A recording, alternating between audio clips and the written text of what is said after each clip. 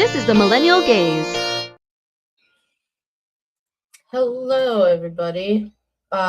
We are waiting on May a little bit tonight because she is running late, so you're just gonna have to start with me for probably the first 15 minutes or so.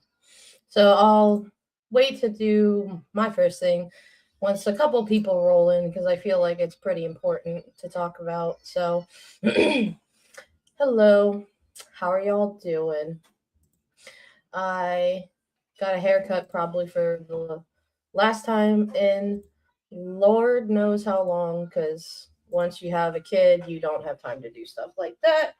Uh, I'm grateful that I was able to get a patch for my pregnancy and gestational diabetes fund.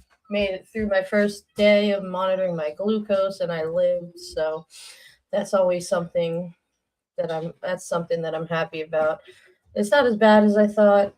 Food still is just kind of a little bland, but I made it one day down, bunch more to go. I don't know. Welcome Lizzie, welcome Dally Oops.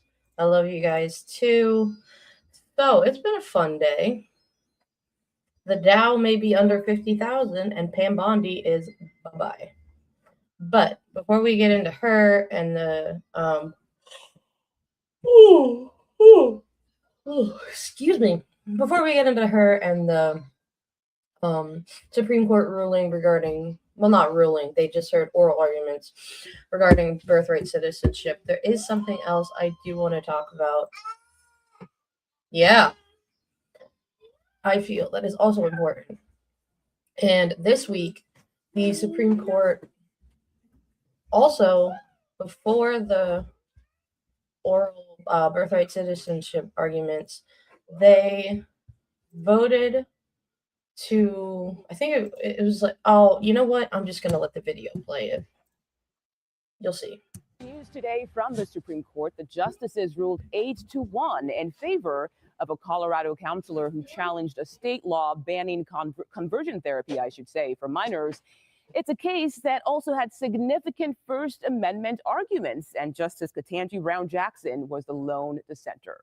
I want to bring in CBS News chief legal correspondent Jan Crawford. Jan, good to see you today. Can you take us through this decision from the High Court? Sure. I mean, like you said, this was a Christian therapist in Colorado challenging this state law that prevents therapists from practicing so-called conversion therapy, obviously trying to, for minors, trying to change someone's sexual orientation or gender identity.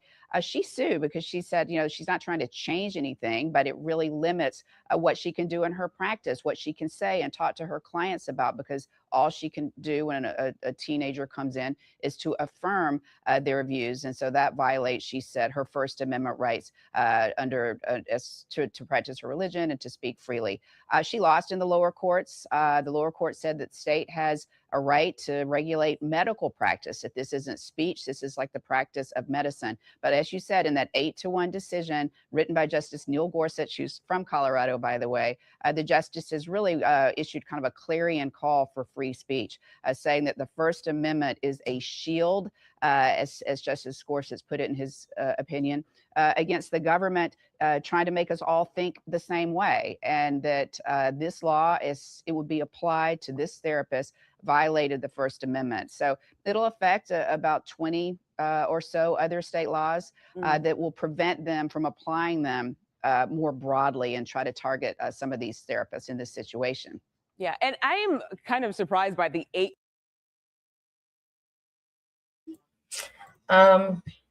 It is all about control. I absolutely agree.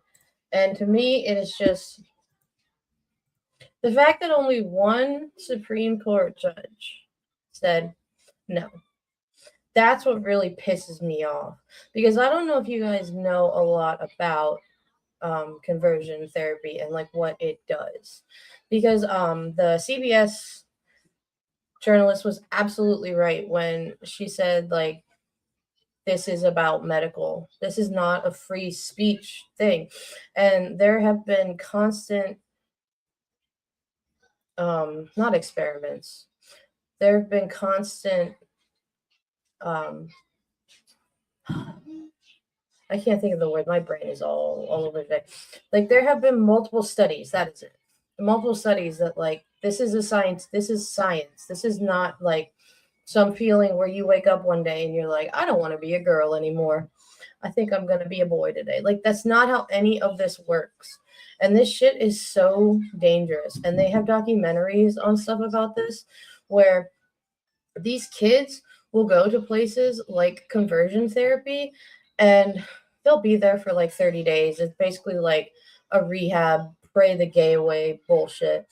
And then they'll come back and they'll, abide by their parents or whatever. But then afterwards, after a while, like it really fucks with your mental health. These kids get depressed. There's a high suicide rate for kids that go to this kind of thing, or they end up like miserable for 20 years and can't find themselves until way later in life. And it is so damaging. It's so goddamn damaging. And it is awful. See what Newsweek has to say about it. Court just delivered a major ruling that could reshape the fight for LGBTQ rights. And the most surprising part, liberal justices Sonia Sotomayor and Ilana Kagan joined conservative justices for a coalition to form a majority with only one person dissenting on the court. In an 8-1 decision, the Supreme Court ruled against Colorado's ban on conversion therapy, saying that it violated First Amendment rights. The majority opinion, written by Justice Neil Gorsuch, argued that states cannot ban what people say during therapy sessions, even if those viewpoints are controversial. Justice Ketanji Brown Jackson was a lone dissenter in the case and warned that the ruling could weaken states' ability to regulate medical professionals and protect public health. The case was brought by a Christian therapist who argued that Colorado's 2019 law prohibited her from having certain conversations with minors who sought to realign their sexuality with their religious beliefs. Colorado defended the law, saying that it was a way to protect young people from a practice that is widely opposed by medical organizations. The organizations have linked conversion therapy to increased risks of depression and suicide. The court's ruling could impact laws in over 20 states and potentially open the door to more legal challenges. It also could be a signal on how the court plans to approach other cases involving religion, speech, and LGBTQ rights. The U.S. Supreme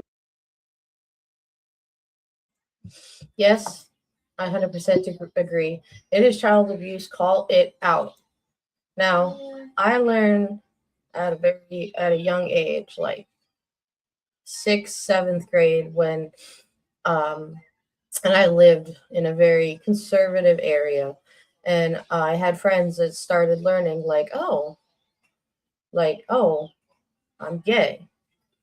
And they would get the snot beat out of them by bullies. And like, I remember one day one of my friends was really upset, obviously, and crying. And he was just like, if I could choose this, do you really think this is what I would choose for where I am? And picture that kind of bullying, but times like 1,000 when it comes to these conversion therapy places. And it is just the fact that these people call themselves like spiritual leaders or like therapists or doctors is just such a goddamn joke. All they're doing is harming people. That's all they're doing, is harming these children who have every right to be themselves. Army vet says, no one willing makes a choice to be different. Yes. Excuse me. It is who they are. It's already hard to be a quote-unquote normal kid. Puberty, awkwardness, finding yourself, and bullying. Leave these kids alone. Right? Like, growing up is a hard enough thing. And I can't even imagine. It's okay. Our brains are all kind of lit today. But I can't even imagine being like a preteen growing up in this environment right now. Because like when I'm a millennial, I'm 33. When I was in high school, that was when like Facebook was really starting to get going. And like MySpace was kind of getting on the way out. And like now, my God, the way that's like social media is with Snapchat and TikTok and X and Blue Sky and Threads and Facebook, and I don't even know. I'm sure there's like social medias out there where I'm just like, I don't know what this is. And like our niece is 12, and she's on like all these online group chats with people, and I'm just like, do you really know who they are? Have you seen them? Have you met them? She's like, no, but they're my friends. And I'm like, I don't know, bud. Hello, Lavender Dragon, welcome.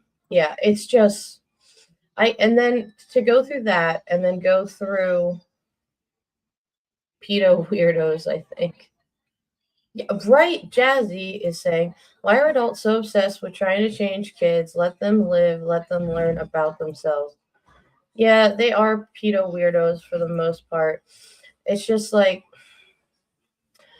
I don't know how many of you are like parents out there or have like nieces and nephews that are young, but like my daughter / daughters in 2 months, I want them to figure themselves out. And if they need me, I'm here. I'm here to talk to them. I'm here to support them. As long as they are not harming themselves or other people, I'm here. I'm here to support them. I'm here to help them. And I read online, like on Threads, people will talk about like, oh, you're a parent and you found out your child is gay. What should you do? If you're afraid of your child being gay, don't be a parent. Like, there is nothing wrong with people with anybody in the LGBTQIA plus community, or like they are not hurting you in any way. I mean, I just want to shake these people sometimes and be like, now how is this affecting your life, really? Your personal life in any way, for people you don't even know? And whenever people bring up like the trans bathroom comments or whatever, they're like, oh, don't let the trans people in my bathroom. I bet you $1,000 that I don't even have, that if you wouldn't tell people, oh, this person is trans, you'd never know. You'd never care. Oh, and guess what? You in your house, you probably share a bathroom with somebody of the opposite gender. And guess what? You live. Like, what are we doing? What is this? Whew. Very, very, very true, Angry Army Vet. There are so many worse things your child could be. What if your kid was Ed Kemper? Ooh. Or Ted Bundy? I'll take and love the gay or trans kids any day. Yeah. And I've seen, I don't know if any of you guys have, people who have transitioned in your life or that you're close to any, but it's a pretty amazing thing when you watch people finally be comfortable within themselves and within their own skin. Like, it's a pretty awesome thing because the person is who they were, and then you see them have the surgeries or have a supportive family behind them who just accepts them, and then you see them start to be comfortable and blossom, and it's amazing, like, what they can do and how much they grow. There's a good movie called Prayers for Bobby about a young son who figured out he was gay, expressed it to his mom, and she rejected him. He killed himself, and it led to her figuring out how wrong she was. There's a movie, I'm going to look it up. There's a movie, I think Russell Crowe is in it, and it's about, I believe, his son. They found out, like, his son is gay, and they sent him to a conversion therapy camp. Yeah, it is called Boy Erased. It's a biographical drama film, and it is about a Baptist pastor who, along with his wife, forced their son into gay conversion therapy. And it gives you a pretty good background of what it is. But it's a it's a very emotional and triggering movie, but I definitely suggest you take a look at it. Yeah, it's so sad, and I don't understand. And I mean, these types of people that, support like these pray the gay away camps and shit. These are the same people who are all these white supremacist Christians in the Oval Office having their prayer circles just after they bombed a school. So it's all just linked to this craziness. Lizzie says, watching people transition is a beautiful thing. I have friends who I forget are trans because they're so much more confident and comfortable now. Absolutely. And thank you so much for sharing that, Lizzie. So I thought May would like this and she's not here, but that's okay. We're going to watch a video of how the Bay Area, because, she's from Oakland, has reacted to this. On the steps of San Francisco City Hall, State Senator Scott Wiener offered some words of affirmation to LGBTQ youth who may have concerns about today's Supreme Court ruling. San Francisco stands with you. California stands with you. We see you. You are perfect just the way you are. There is nothing wrong or broken about you. For people who work with LGBTQ youth, there's concern about the consequences of this ruling. Conversion therapy practitioners believe LGBTQ youth can be converted back to heterosexual norms. But according to the Trevor Project, a group that works to prevent suicide among LGBTQ youth, about half of those who were subjected to conversion therapy showed a suicide rate twice as high as those who never had the therapy. Gael Lala Chavez runs the Lyric Center for LGBTQ youth in San Francisco. To be pushed and forced to something from a trusted individual in your home causes just years and years of repair. Marnie Reagan with Larkin Street Youth Services says about a third of their homeless youth identify as LGBTQ. Some have left families who tried to put them in conversion therapy. Particularly from other states who escape and come to San Francisco because we're safe. We're a safe city. Supporters of today's U.S. Supreme Court ruling say it could serve as a template to challenge California's conversion therapy ban. This is a landmark free speech case. The Supreme Court has decided that in private conversations, the government does not have a right to regulate speech, especially in counseling situations. Today's Supreme Court ruling did uphold a person's right to sue a therapist or practitioner for malpractice if harm is done. At today's City Hall news conference, Senator Wiener mentioned a bill he's introduced in Sacramento that would extend the statute of limitations for malpractice suits in conversion therapy. I'm pretty sure people will be more affected by, in the long run, how these kids are treated from conversion therapy versus how, if a therapist says one thing in a session. Now, words matter, but let me see what Jazzy just said. And then those same judgmental people end up being closeted. Look at Kristi Noem's husband. Oof. Kristi Noem's husband, Lady Graham with his ladybugs, aka moles. Blech. Pretty sure I remember listening to Sasha Riley talk about Jim Jordan, who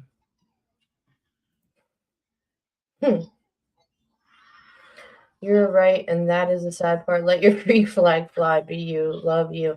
And if no one told you today, you are loved. And you have to think about the so many people who are still just stuck in the closet, out of fear and out of intimidation. I had a friend in school, middle school, high school, that in middle school he was like, oh yeah, I'm gay, and I figured it out, and we all were kind of like, yeah dude, we know, it's fine, I'm glad you admit it. And then he got homeschooled, and his parents went down the MAGA rabbit hole and crazy Christian rabbit hole, and he was like, I have a girlfriend, I'm straight. He actually moved up to like Canada to go to pastor school, got married, has 2 daughters, and then after his daughters were a little bit older, he finally came back to himself and realized, like, oh, yeah, I'm still gay after I went through all of this. And it was like almost like a 20-year journey for this guy, just because, his parents, who were supposed to love him and support him through everything, hi May, we're like, no, you're disobeying God if you do this, blah blah blah. And it's just so sad. I mean, now he's living his best life, and he's like a nail technician and plays piano for people. But it's like, let people be. And as Army Vet said, let your freak flag fly. Let me see real quick. Who is that? May. I can't really see it. Hold on. This Malcolm X. Okay. So Jazzy says there's also a pastor and a mayor of Alabama who had the same thing happen. He was dressing up in women's clothes and makeup and got caught, was a conservative. Yeah, and they all try to take rights away from people, but yet on the inside they're just like them. So they're just jealous. Hi, May. Hey, my bad, y'all. I just had a hard time getting home with the bus, and all that bullshit. No worries. But I know that every time that I have a issue, I can trust Katie. She'll just, That's just perfect. hold it down. You feel me? That was perfect timing too, because I just finished.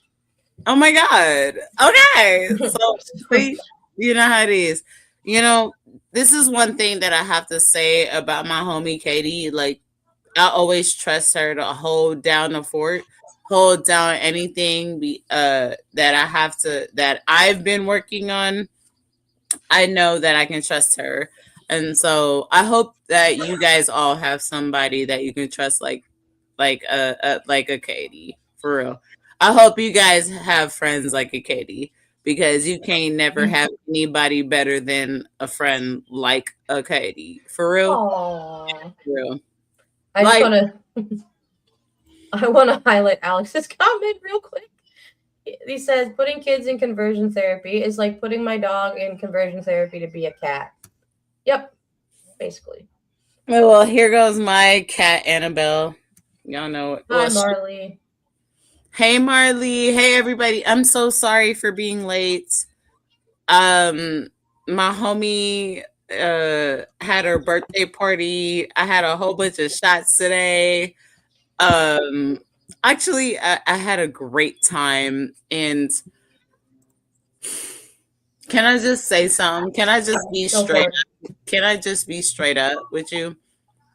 I love my friends. I love my people, man. Like, I just feel so loved these days. I feel like through all this bullshit, this is the most loved I've ever felt in my entire life.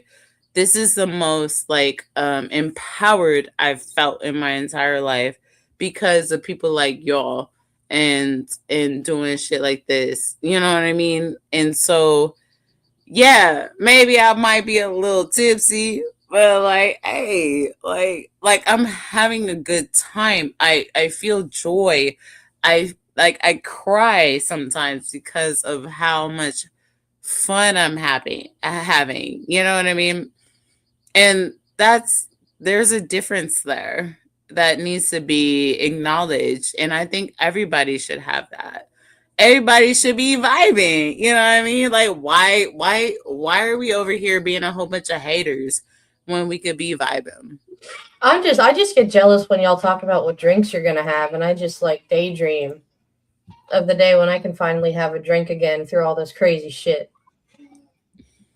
Like, I'm going to my first strip club tomorrow.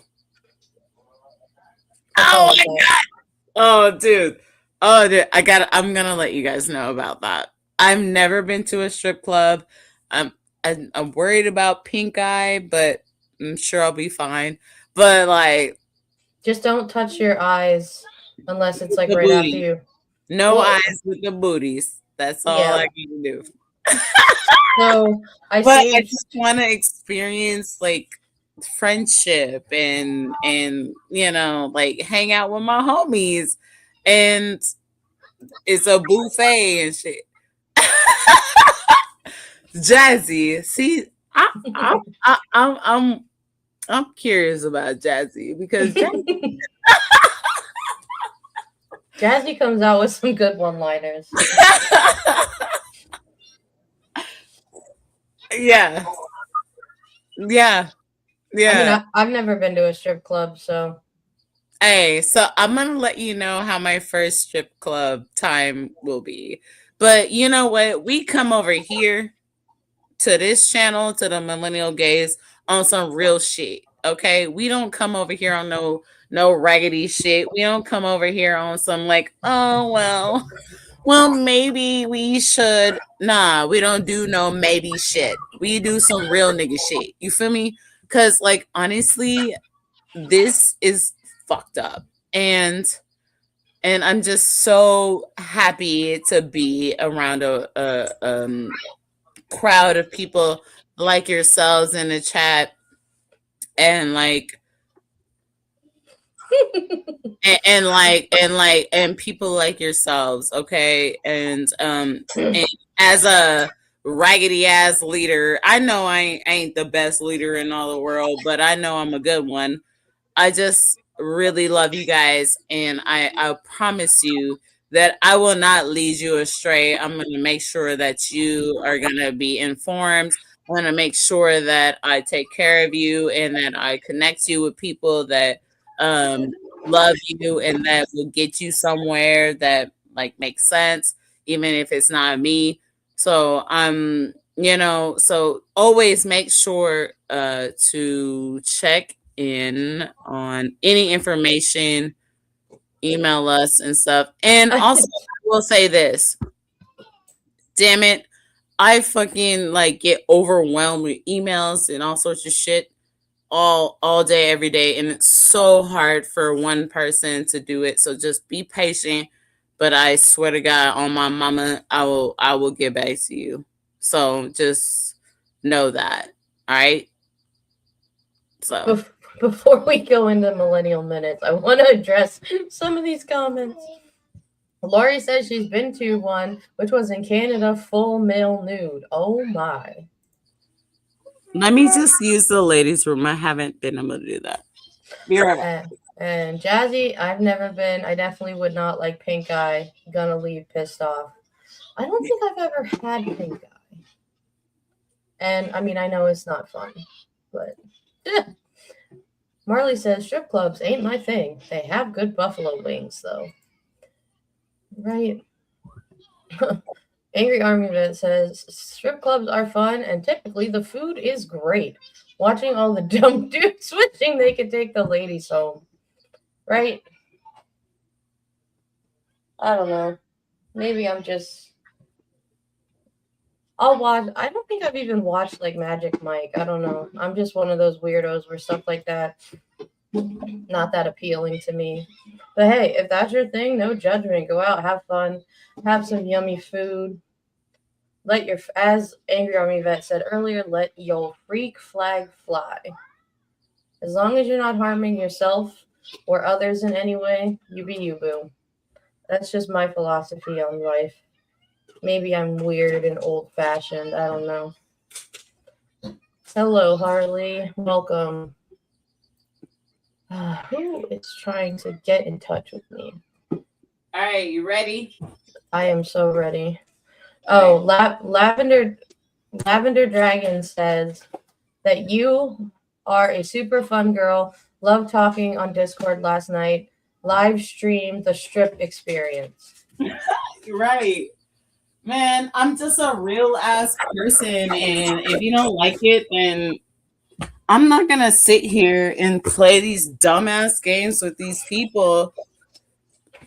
Like, I'm just doing my hardest, trying my hardest to just be real and bring real people and real experiences into a place where we could talk about it. You feel me? And if you don't like it, and if you're too afraid, and if you're still trying to like sit around and like play these dumbass games, then go ahead and play these dumbass games.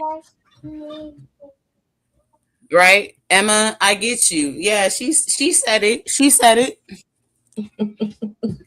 All right, let's go into our millennial minutes before we get started with some more heavy topics. I'm gonna roll a blunt. Hey kid, would you like some drugs? The first one is free. Want to check out my van? I got some candy. Hey kid, want to join our gang and spray paint under a bridge? What? No, bug off, man. I'm going roller skating.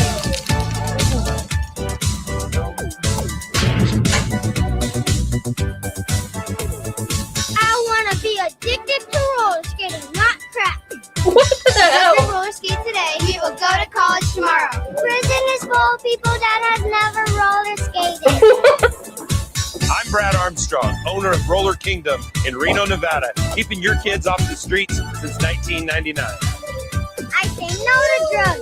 I say no to gangs. I say no to unplanned pregnancy. I say no to meth. I say no to reefer. I say yes to roller skating.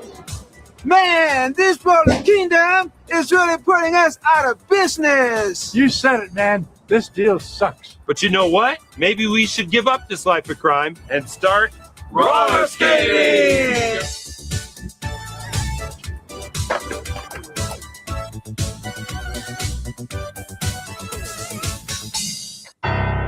What in the hell? Okay, a couple things real quick before we go into anything. Hold on. Send some love and congratulations to Harley, Colorado State. Woo-hoo! Way to go. That is awesome. Congratulations. Hey, that's what's up, Harley. Bruh. You better keep us updated on like everything that goes on so that we can, we will throw you a whole ass party on here. On here, bro. For real. Don't you be playing no games, bruh. You better bring your ass over here and come and hang out with us and celebrate yourself. Okay, that's good work. And anybody that's doing or is matriculating into something better or winning an award or anything, come through so that we can hang out and celebrate you. Please do that. Okay? Mm-hmm. That's what we like to do. We really like to do that. So don't know that this is a place where you can hang out and I'll bring pizza. I will send you pizza. For real. I'm going to go to crack and say no to drugs and roller skate instead. So apparently, wow, I don't know. Do you remember how like unhinged that the fucking like 90s cartoons used to be? And like the dare things of like say no to drugs. Right. Hello. Can you get in your van? In my hometown, we actually still have a roller skating rink that is still open. And people still have parties there. And I remember when I was in elementary school, we used to go there all the time for birthday parties. And I was not a huge roller skating person, but I was really good at air hockey. So they had like obviously the roller skating and like the crappiest snack food you ever would want to eat. And but yeah, I would play air hockey against people. You know, my dad used to take me roller skating. And my dad isn't like the greatest dad in the world, but he would take me at a certain point ice skating, rollerblading, or roller skating, and all these things. He would take me bike riding and all these things. And then he just kind of fell off. And I was like, well, where you at? Like, I really love to do those things, you know. Mm-hmm. I'm really good at them too. Mm-hmm. And so I think that I guess what I could say as someone that grew up as a person that roller skated and skateboarded and rode bikes and all these things and just kind of was all on the like a rocket power person. Oh yeah. Yeah, I think that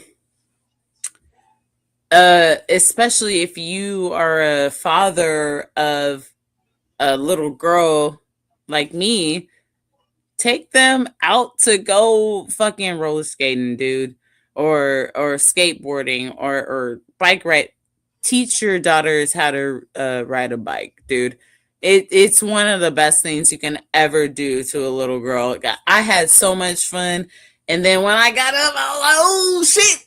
And then I was like, "Ski skirt," and I was just riding my bike like immediately. And then I hopped on skates and I hopped on a skateboard and we would have fun. And then my dad disappeared, you know? Mm-hmm. And so I I'm think sorry. don't be sorry. My mom is the shit. So I just think that dads need to know that when you hang out with your daughters, it's actually quite impactful and really fun too. See, I shout out to my dad. He was the number one dude in my life until I met my husband. And my grandpa's pretty high up there too. But for those of you who know me well enough on this channel, I'm not a very athletic person by any means. My dad, actually, God love him. My dad, he's 79 years old. He doesn't know how to ride a bike. And he doesn't know how to swim. Damn. But God love him. That never stopped like him and I bonding. And actually he whenever we would go to the beach, you know how you could like rent bikes on the boardwalks and stuff? Mm-hmm. My dad I would always rent like a bike and ride up and down the boardwalk.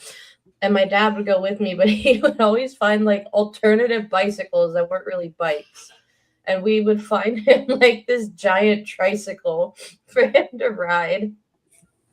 It was so funny.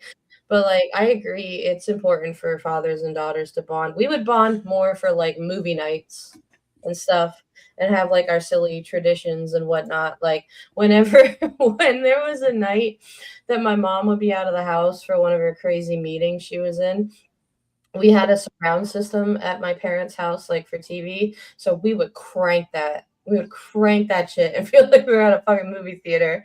Because anytime my mom would be home, if it was like the slightest bit loud, she'd be like, "Turn it down." Wow. So he's like, "Ooh, she's out of the house. Turn it up." Yeah, marching band is athletic. That's why I always had my inhaler in my pocket. Well, that's the thing about the last thing I guess I have to add to this is that the relationship between daughters and fathers can be kind of squirrely, and I think that it's something that needs to be looked at a little bit more, because actually I have a really pretty okay relationship with my father until I didn't. You know what I mean? And then my mom was just the how do you say, the foundation of our entire family. And I love mom, and my mom is the shit. Like, she's fun, she's cool to talk to. So me and her go and hang out all the time and go to breakfast and stuff. And so I don't really feel like I need my dad at this point. And that's the issue. Like, I don't need him. My mom is, I'm not gonna ask him for shit. Like, what are you gonna do for me at this point? He even tried to do some shit, still didn't even accomplish the right thing. I will do what I can with it. You remember the studio that you remember, Katie, the studio that so he didn't even complete it. So I still have to do that. You know what I mean? Which is fine. I'm really good at renovating. I renovated our whole house, so I can help you if you want with I mean, advice. I can still work with it, but it's just like I don't have any trust in my father to really be on some shit. Like, okay, you know. I know for me growing up, my parents are still together. They're going to be married 42 years in May 5th. I always remember because it's Cinco de Mayo. And I'm not saying I had the perfect upbringing, or like they didn't fight, because they did. They always call themselves the Bickermans. They bicker at each other. But like one thing about my dad that I'll always appreciate was he never made me think or feel like I couldn't do anything. Like he was always that backbone of like, oh, these people are trying to tell you can't do something. Screw that. They're just jealous because they can't do it. And now my therapist tells me that's partially why I have the partner that I do, because like he does remind me with qualities a lot of my dad, of just I've seen in my relationship, and I trust with our daughters, like he's always going to support them and be that rock for them when I can't be. And so, and like I see it now, him stepping up with her, because like as a mom, a pregnant mom right now, there's a lot I can't do with Emma. And he fills in and steps in and does it for me. So yeah, it's an interesting kind of dynamic with me, because I'm gonna be straight up. Like, I don't have respect for my dad. I think he's a deadbeat. Like, my mom is so strong. She is like a freaking powerhouse. So I don't even look to him, my dad. Like, I'm like, I don't need you. Like, my mom is who I go to. Make sure that I'm okay. And there's nothing wrong with that. Yeah. And me and my mom go to breakfast every morning. We talk shit about people, and she has like allowed me to be the woman that I've grown up to be. And I mean, I can't really say anything else, it's kind of confusing to me, and I've really been trying to work it out, because everybody's like, oh, well, you should talk to your dad. And I'm like, well, I really loved my dad when he would take me out to go ice skating and go, skating and rollerblading and fucking bike riding and stuff. Like, I love that shit, but then he just disappeared for 10 years. So it didn't really make no sense to me. Like, why should I fuck with you? I don't know. Well, you're getting a lot of love in the chat, that's for sure. And so Alex says, as a father, this breaks my heart when you were talking about your father. And he says, men don't grow up, they just grow old. Can confirm that's very true. Damn, that's deep. That's deep. Lavender says, like it that way. Yeah. Lavender says some men are in arrested development, adults with the mindset of a child. Yeah. And Daliubs has said, I didn't meet my father till I was a teenager. Damn. And then this will be our last one before we move on, because we got one more millennial minute. Angry Army Vet says, I thought I might have been missing out, but not as an adult. Wasn't a good dude.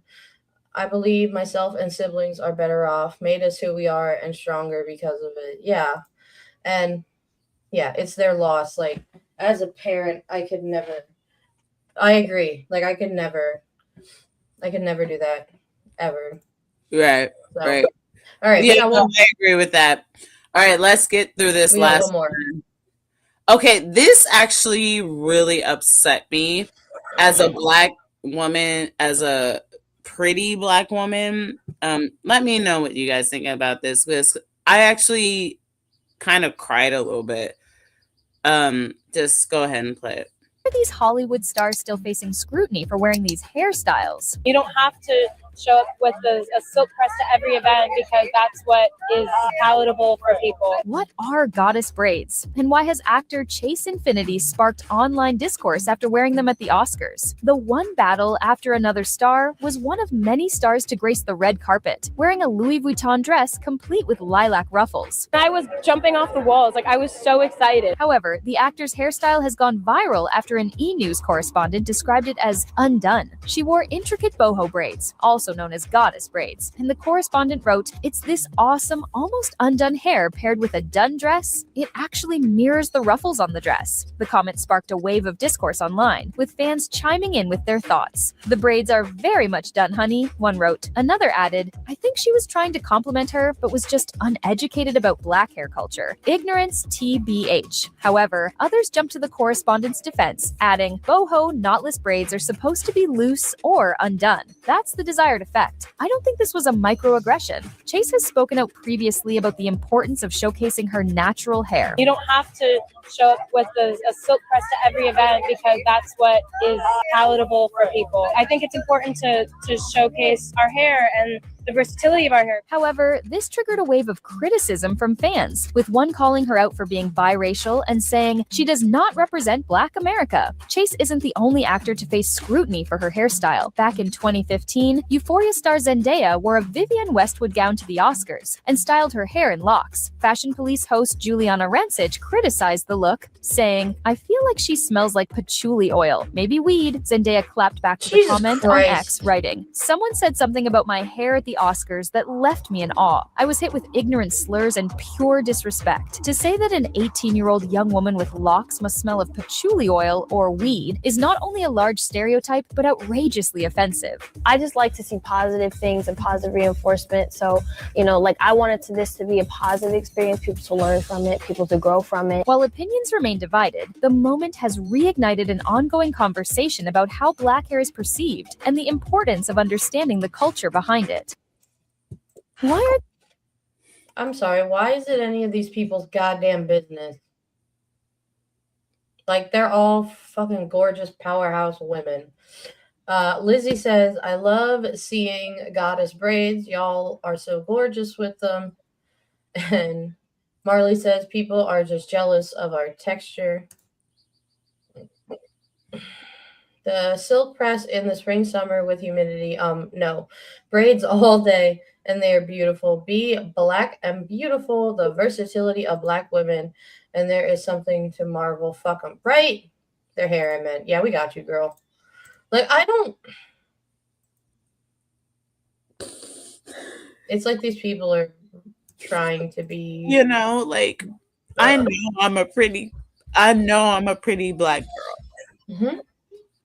And like I wear my hair, I do my hair. This shit pisses me the fuck off. They should be celebrate. I mean, oh my God, how beautiful I don't even know the girl name because I don't really care that much, but what's the first girl name with the goddess locks? I don't even know her fucking name. Well, she was the daughter in One Battle After Another. Yeah, that girl. Like, she looked gorgeous. Absolutely stunning. Mm-hmm. So why are you tripping? Like, leave her alone. And then Zendaya, like, come on now, dog. Like, and like her name is Chase Infinity. That's her name. That's a pretty dope name, actually. Right? I like that. Anyway, sorry. I just wanted to get that out. But yeah. Thank you, Katie. But like, that just like made me feel terrible because I felt the same sort of like your beauty gets taken away. And it's happened to me before multiple times where people are just like, you're not beautiful just because you're Black and your hair looks like this and your hair is this way and this, that. You know what I mean? And I'm like, I'm pretty sure I'm the prettiest bitch in this room. Hello. And it's the truth, and you're mad and I'm not. And it's happening over and over again. And for that to happen to Zendaya and to that lovely woman, Chase Infinity. Infinity, like I just can't. FYI, Black women and the goddess braids take a lot of time to put in and do. Actually, it takes about a few fucking hours. So don't think you're just like magically Harry Pottering that shit in. No, it takes time for you to like wash your hair, make sure it's done, and put it in and into your goddess braids. And what the fuck is your problem with you to be such a hater, to embarrass her on some shit, like when she's having the time of her life, the moment of her life, and y'all still out here being a hater? See, this is a fucking problem. So I want to address Alexis or Angry Everybody's comment real quick. This is another reason they need to pass the Crown Act. If you don't know what it is, please do your research. Pennsylvania just recently passed it in the state. And it was a big deal. But of course, all the racists came out and had bullshit to say. But shout out to Josh Shapiro for doing that. Bonita says, look, I've been there. I'm a badass yellowbone, indigenous, black, Creole, French. Got shit since I was a kid at age 5. People are ignorant and need to educate themselves. Absolutely. I do my hair. I did my hair the other day, and I love doing my own. And I think it looks cute, and I've learned how to do it more and like make it easier for myself. And I agree. Angry Army Vet, we do need it on the federal level. Absolutely. So like, why are y'all tripping? Like, if you want to look cute or whatever, then go ahead and look cute. Okay? That's not our problem. These people, these dumbass critics are just jealous. That's all it is. They're like, it's jealousy.com, bro. Mm-hmm. It's crazy. But I just thanks, Lori. Oh. I think my hair looks good. I've been really working. It does. Like doing like my new techniques and stuff. I go on YouTube and I be learning hella shit. Meanwhile, I just cut my hair short because it looks amazing. I love it because I don't have to do much. See, there's another way, like we're so opposite. Like you were like, I do braids, I do this with my hair, and I'm like, I put it up in a ponytail. Hi, Momo. Katie, can I just say one thing about you? You're one of the most beautiful, most wonderful person I've ever met in my entire life. So, no, for real. I mean that. On mamas, bro. On see this way. You feel me?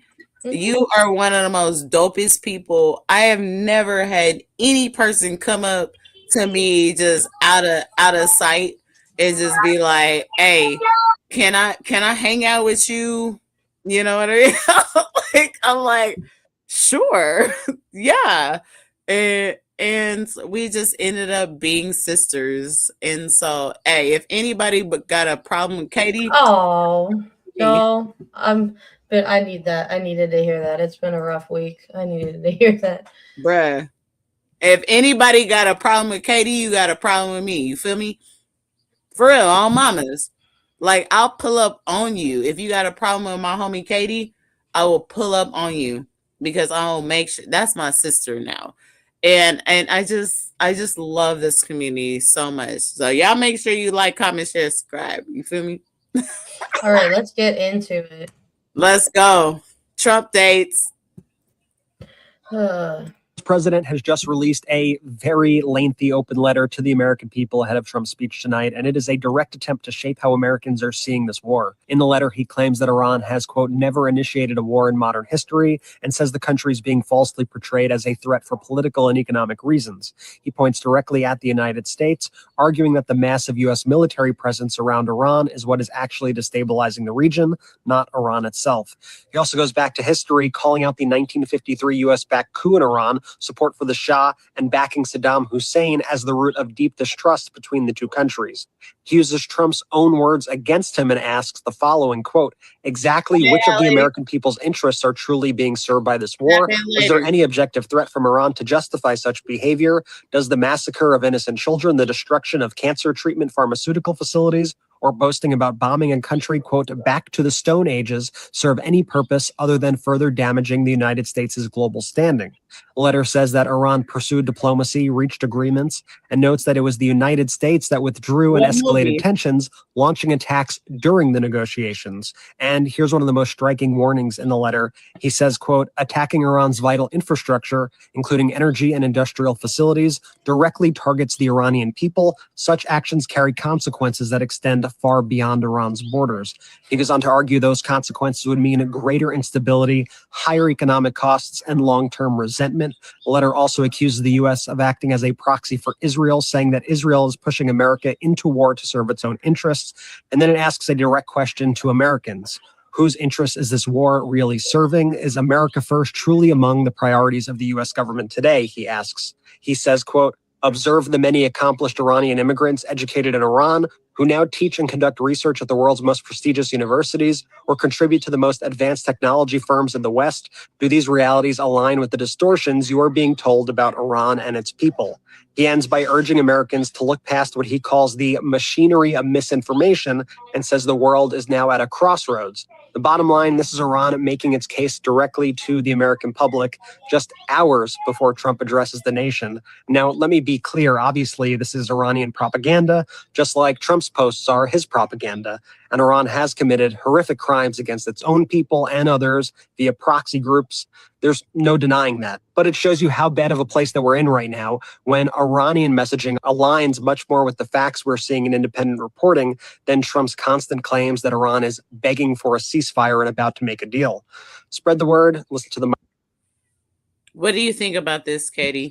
I'm just going to give you the floor first. Anytime he talks about Iran, I just know it's like the opposite of what he's saying. And I can't believe we live in a world where we'd rather be like, yeah, Iran has a point and state media has a point. I'm going to go get Annabelle. But I've said this before in other like live streams and stuff. Come on, bitch. Yeah. Trump is just so racist about anything regarding the Middle East, thinking like everything about it is the same in every country. When actually, and I forget which one that was. Was that Ben? No, Jordy, maybe. Brett. That was Brett. He was talking about how like there's like world-class universities and stuff in there, but yet they're screaming about, oh, women need to be freed and saved. Actually, in Iran, that is the highest Iran. I'm sorry. For Iran, that is the highest numbers of women in STEM research, and that is probably one of the best Middle Eastern countries for women to be in. Just saying. And it's so fucked up for me. And so I'm going to let y'all know a little bit. Let me just go ahead and give you a little story time because, first of all, I was born and raised in a Black Muslim community. Okay. I went to a Black Muslim community. My name is Arabic. I learned Arabic alphabet and I was born and raised Muslim until 5th grade. And I never really liked it. I didn't like it because I didn't like the way that women were treated. I didn't like the way that women were or girls were less than. And so I just kind of didn't fuck with it, but it didn't make me judge anybody else or hate on anybody else. I just kind of removed myself from it a long time ago, right? And then I ended up going to Oakland public schools, and that just worked a lot better for me as a person. Finally, I got some glasses on my face where I could see shit. I didn't know that I was blind until 7th grade. So that was an interesting kind of learning experience. But anywho, what I have to say about just Islam is like, I think Islam is cool, but the it just didn't work for me specifically. And that's okay. But and all that religion, all religion is kind of that way, right? Like it's like who are you, and like how do you who do you connect with, and what do you connect with, and it just takes a lot of time to figure that out.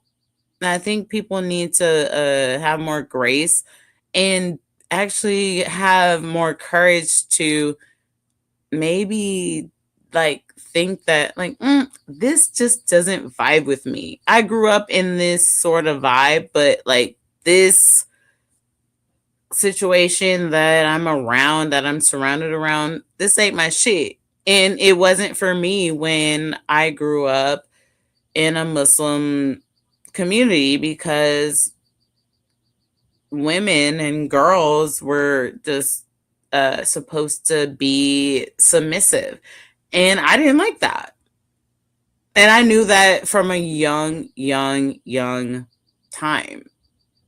So anyway, I don't know. And I didn't need my mom. I didn't need anybody to tell me that. I knew that just through me. I was like, this is some bullshit. And I don't want anything to do with it. Yeah, and no religion is perfect. They've Right. all got their flaws. They've all got their pros. They've all got their cons. But I like Lori's comment of, I raise my children to discover their own religion, since it's a very personal choice. And it is. It should be a choice. But there are so many people in this world that are just like, no, it's either this or nothing, or this or you're dead to me. Or maybe it's more of like an education. Like it's or like, so I don't know. We might have to talk about this on a whole nother podcast later on. You feel me? Because I feel like there's a lot to talk about with this conversation. And I think we should. I think we should have a whole shit. So why don't we move on? But we promise we will talk about this later. I watched Trump's speech tonight about Iran, and there's a couple of things I noted. Number one, he didn't say mission accomplished, and he didn't call it a war. We are going to be staying in Iran. This is very far from over. Also, Trump is a neoconservative. Trump is a Zionist. Trump is all of the things that he professed he was not. He's not even in this for the oil. He says he's in it for the people. Since when? You trying to liberate Iran? You suddenly care? He sounds exactly like George W. Bush as well as Hillary Clinton. But of course, he mostly sounds like Bibi Netanyahu, because that speech could have been written by Netanyahu. He said he had the courage to do what no other president did before him. Nah, man. You were a sucker like no other president was before you. When Bibi came knocking, you finally said, okay, babe, let's go for it. Let's go to war. For what? I don't know. To reopen the Strait of Hormuz that was already opened? Bang up job, team. Wile E. Coyote could have orchestrated something better than this. But let it rest here, and let any MAGA stooge or anyone who ever believed Donald Trump finally reckon and say, no, he's not anti-war. Yes, he's a neoconservative. And yes, he loves Israel. I watched Trump's speech tonight. Thank you.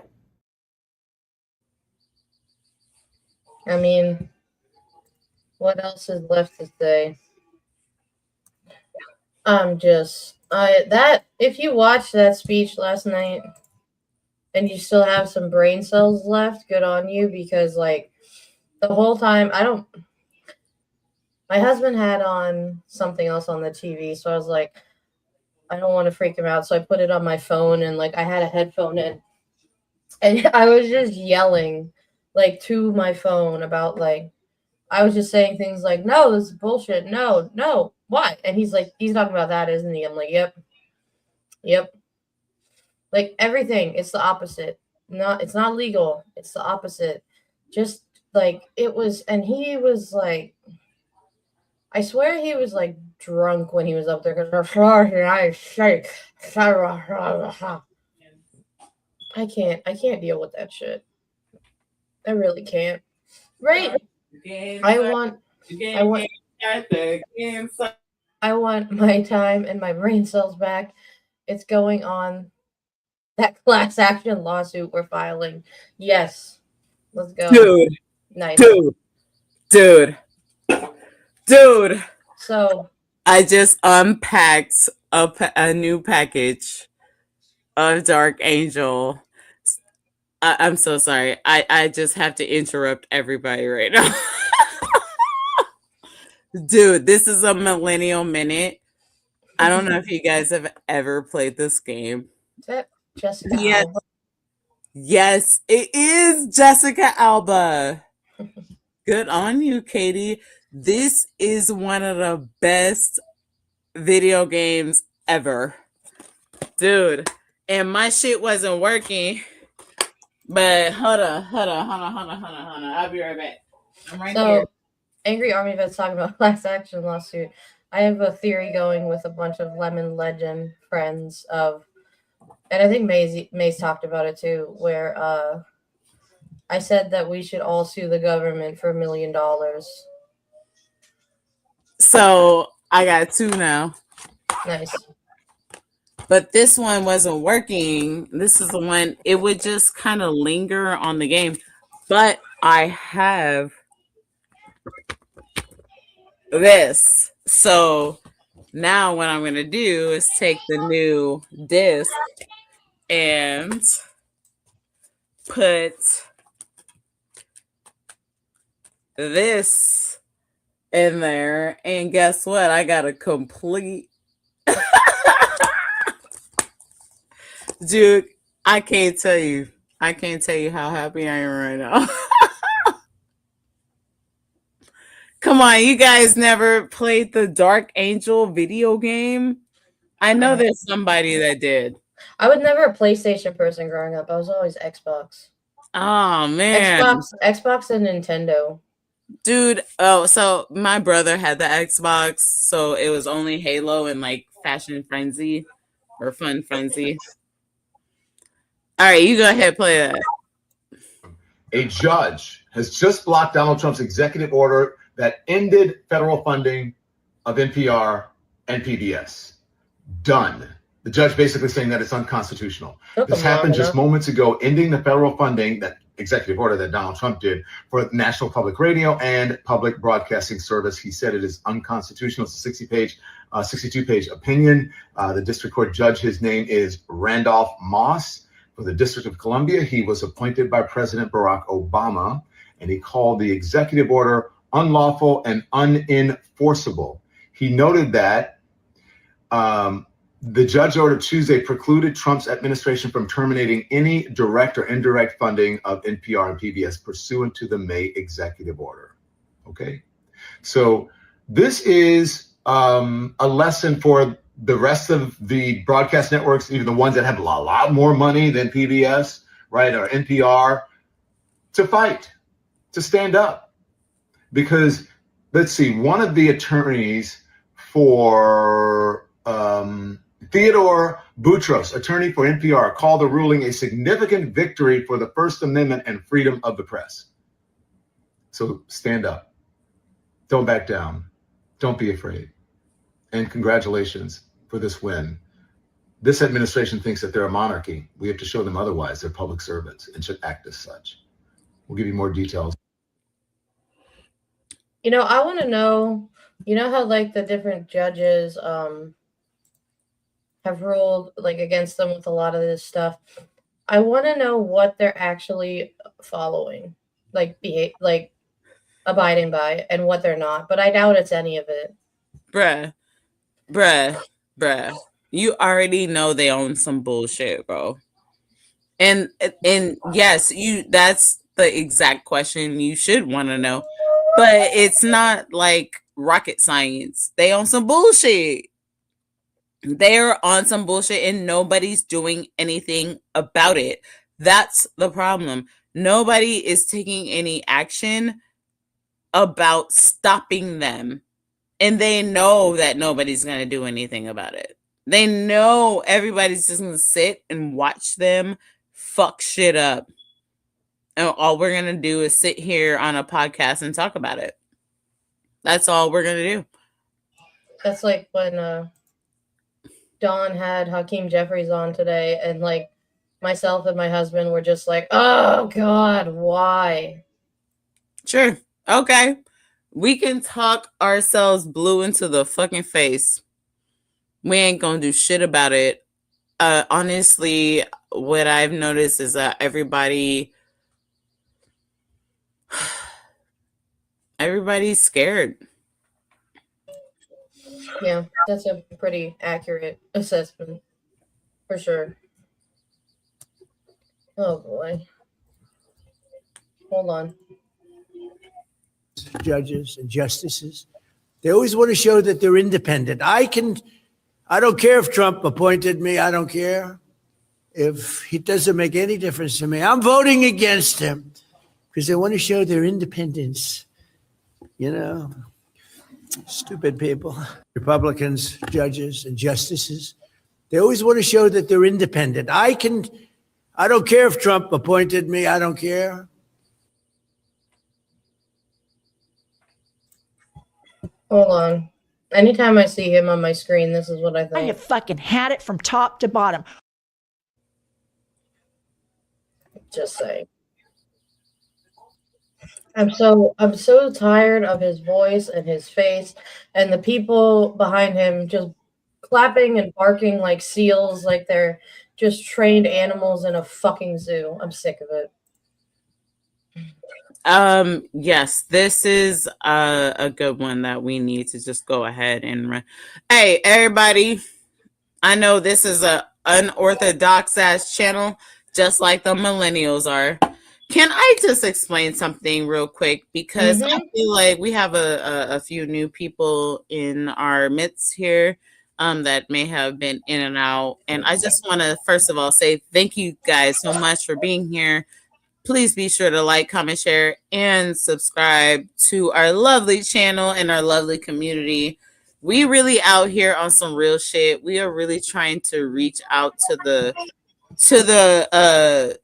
people that are on some real shit. Like, I'm not gonna sit here and be on some old raggedy shit. I'm gonna curse you out. I'm gonna be like as real as possible, because what all I see is everybody trying to be nice. And it's like, bro, we're about to get fucked up out here. And I'm starting to get to the point of just absolutely just kind of stepping away and letting people learn the hard way. And the hard way is the wrong way. Okay? I'm going to let you know that right now. The hard way is the wrong way. We need to do something before we learn the hard way, because the hard way is going to destroy the entire fucking universe.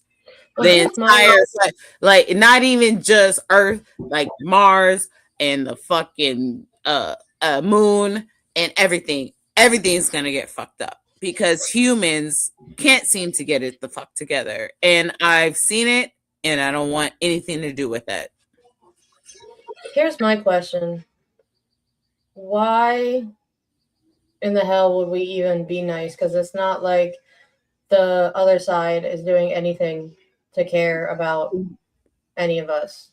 Well, we need to start learning how to learn accurate history. And I'm sorry, Katie, I love you, but you're white. And white people really need to start learning about themselves. I am. Oh yeah.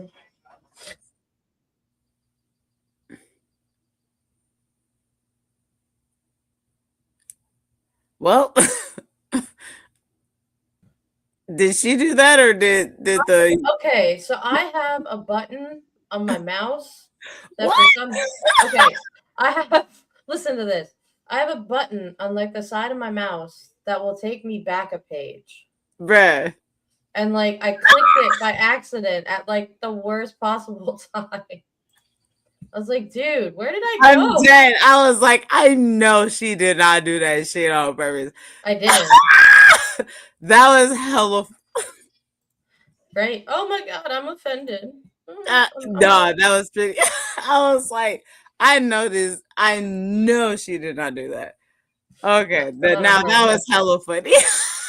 a Trump All right, go meltdown ahead and put it on footage. this The one. White House posted and then rushed to delete an hour-long recording of an event with Donald Trump that captured him lashing out at the Supreme Court after justices expressed skepticism about his birthright citizenship case. The president privately hosted a group of MAGA pastors and religious allies Wednesday for an Easter luncheon at the White House. Trump made several bonkers remarks during the event, which was never meant to be seen by the public, as the White House quickly deleted the footage from its official pages. However, the footage was saved online by Business Insider reporter Brian Metzger. While he thought the cameras weren't rolling, a very aggravated Trump let it rip about his true feelings on the Supreme Court, including his own appointees, after he stormed out of oral arguments at the court earlier that day.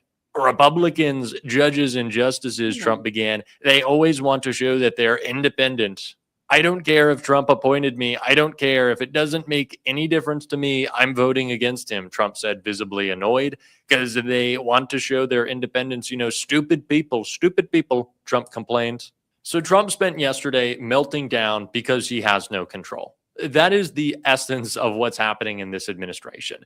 Donald Trump lacks control. He lacks what he calls the cards. And so he is looking in whatever way possible, even if it is just the public perception, to change who has leverage in so many different situations. In Congress, where Mike Johnson and John Thune just caved, in the Supreme Court, where his own judges are pushing back against his attempt to overturn birthright citizenship, and of course, in Donald Trump's war on Iran. He is trying to bring the public on board with him. We are not, very obviously. And he is also trying to scare and threaten the Iranians into making a deal, which is why he posted his war crime, which is just going to backfire. Donald Trump posted on Truth Social, the biggest bridge in Iran comes tumbling down, never to be used again, much more to follow. It is time for Iran to make a deal before it is too late, and there is nothing left of what still could become a great country. Midas Touch responded to this post, writing, "This is a major escalation. Expect Iran to target bridges throughout the region." First of all, let's make it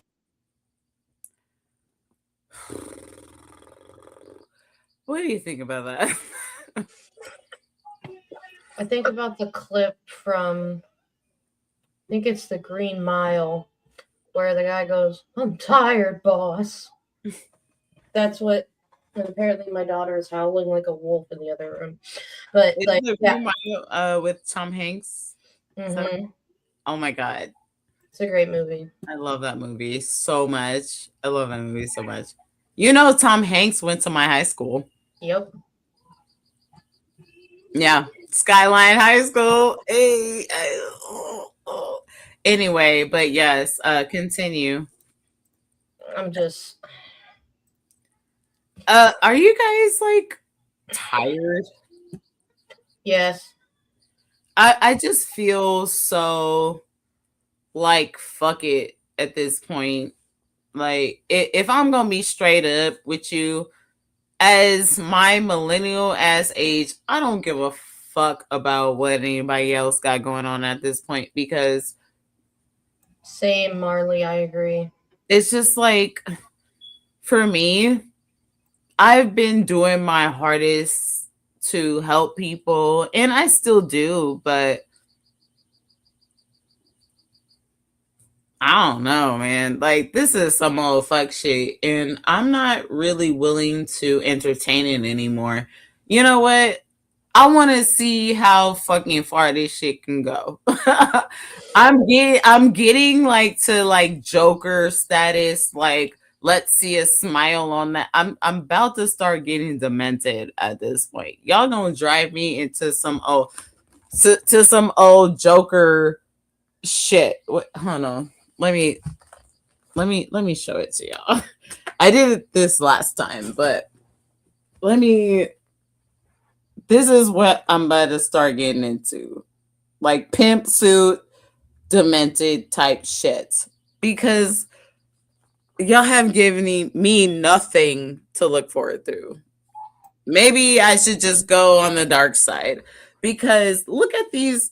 We're going to get into this, by the way, in our next segment with these CNN people who keep talking crazy. Like bitch, are you gonna go over there and get your boots on and go fight these Iranians? Because yeah, I was gonna ask, like, the rest of the clips are all kind of the same. Can we go to, no. okay, so the reason why I put them like that, Katie, and we'll talk about it later. But I wanted to share this. Yeah. We'll share this and then go on. This was the thing you told me about. So you want me to read it for you? I'm gonna read it for you. Hold on, let me put it in the big screen. Okay. Bad and very boring singer Bruce Springsteen, who looks like a dried up prune. That's actually pretty good. I ain't gonna hold you.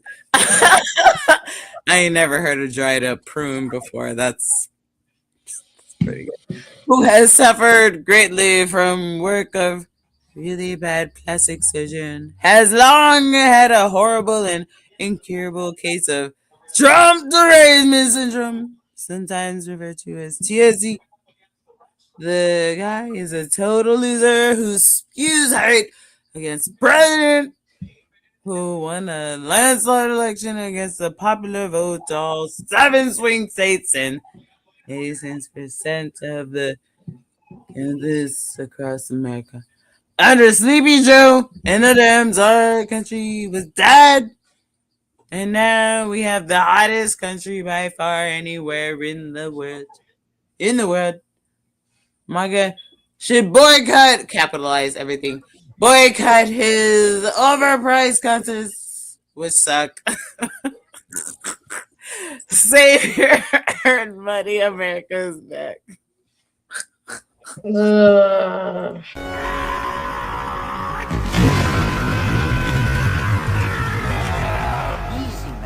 Wow. Bruh, what the fuck? He said, can you put that back up? Hold on. Oh my God. This shit is hilarious. Do you guys see? First of all, the grammar is so bad. Like, oh God. Is this poetry? Is he a poet? Does he want to be a poet? He could do that if he wanted to. Look at how everything is written out. Like, it's really stupid. And then I'm sorry, but this part at the end where he's like under Sleepy Joe and the dance, our country was dead, and now we have the hottest country by far anywhere in the world to capitalize. MAGA should boycott his overpriced concerts, which suck. Save your heart. I have another clip. This shit is hella funny, bro. Like, What was the reason? I had a reason. What was the reason? What was the reason? I just explained the reason. What was the reason, bitch? I don't need to explain myself to you. And what was the reason? this is some old fuck shit. This is some old fuck shit. Do you guys understand this? Who let Pawpaw have this phone? Bruh. Bad and very boring singer. I'm sorry. Y'all over here like judging me. I know I got viewers up in this bitch right now talking about, oh, Maze, this and that. Bitch, I don't give a fuck. Look at that. Do you see this shit? I wanted to, when I started my YouTube channel, I was talking about The Walking Dead and The Hunted, and I was doing like very like in-depth conversations about the episodes and shit. No, I gotta talk about shit like this, and this is incoherent. So don't you come over here talking to me crazy, talking about May is fucking like unhinged on the fucking YouTube. I don't want to talk about this. This is the last thing I want to talk about. I want to talk about Pokemon and fucking Yu-Gi-Oh and shit. But no, y'all got me talking about this dumb bitch that can't even put a sentence together. I shouldn't even know any of you guys. I really shouldn't. I should still be doing YouTube videos about The Hunted and The Walking Dead. But no, I'm here talking about Donald fucking Trump and his dumb bullshit and his retarded fucking entire here we go. Just run the next one. I hate these people, Do man. you have timestamps for the CNN stuff? I think I do. Let me It's look. not in the thing. Just But, skip it. so- If it doesn't have it. No, none of them do. No, they should, Katie. They Hold should. on. Because I put timestamps. Maybe I need to refresh my page. Yeah. Nope, I don't see them. Hold on. Just go to the one that doesn't, and then I will take another look. Because I put timestamps in today, for sure. I can explain it a little bit. So CNN, hold on. Angry Army Vet says he wishes Bruce would be his friend so bad. It's all projection. He was never ever the cool kid and never picked for anything. Yeah, I think Bruce is also from like New Jersey, and people from New York and New Jersey just especially hate his ass. And because like somebody the one day messaged me and was like, "Oh my God, I think Billy Joel is MAGA," and I was like, "Oh girl, do not take my favorite musician of all time away from me." And I made sure to jump in and do. Where are you at in the doc? Main segment B. Okay. And I was like, no, do not take him away from me. And I found like interviews of him being like, "Nah, girl, fuck Trump." Because I guess he tried to use one of his songs in something and he sued him. And he won. No, okay. I doubt he got his money, but not that Billy Joel really needs it. But let's start that one from the beginning. Okay. Yeah. Oh, couch politics. Sorry. I'm sorry, what does that mean? I know it's not your age group, but laugh out loud. I mean, what? This is really all we need to response to a see. serious answer. It is a serious response. Why? To what Are those what not wasn't- worthy objectives? Can I finish? What wasn't a serious LMAO. That's my response to that. Oh my we take away their God. missiles. We take away their Navy. We take away their Air Force. And we take. How long does it take to build a ship? Zero. How long would it take to rebuild the Iranian Navy? There is Oh. Years, decades. There is plenty of evidence. We sunk all their boats.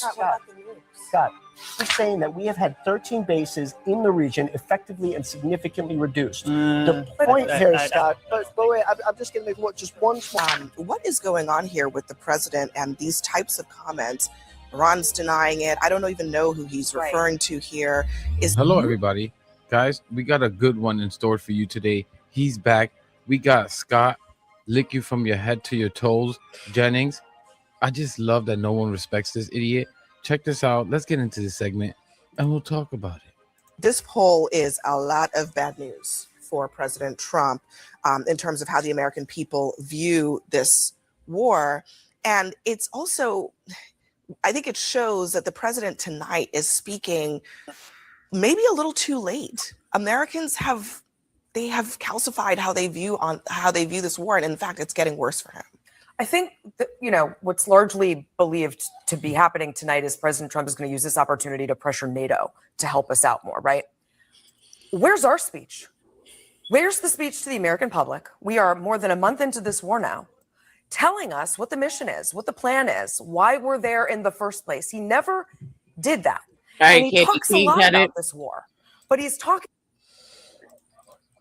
So I just want everybody, while we watch this, because first of all, I have to use the ladies' room because I need to change my lady items. But I just want you guys to watch this for a little bit, and I'll be back, and just let me know in the chat, and also like, what do you think about this? Because this is terrible for me. I have a lot of I really don't like how this is going. This is bad. You know what I mean? And so y'all go ahead, study this with me, I guess you could say. And let me know what you think, because I think we're all in agreement that this is not good. So I'll be right back. And just go ahead and watch this for a little bit, okay? To external audiences. When he talks, you can hear him. He's talking to the markets, right? Or maybe he's talking to project strength to our allies around the world and our enemies around the world. It sounds like a lot of propaganda. It's not really speaking to us.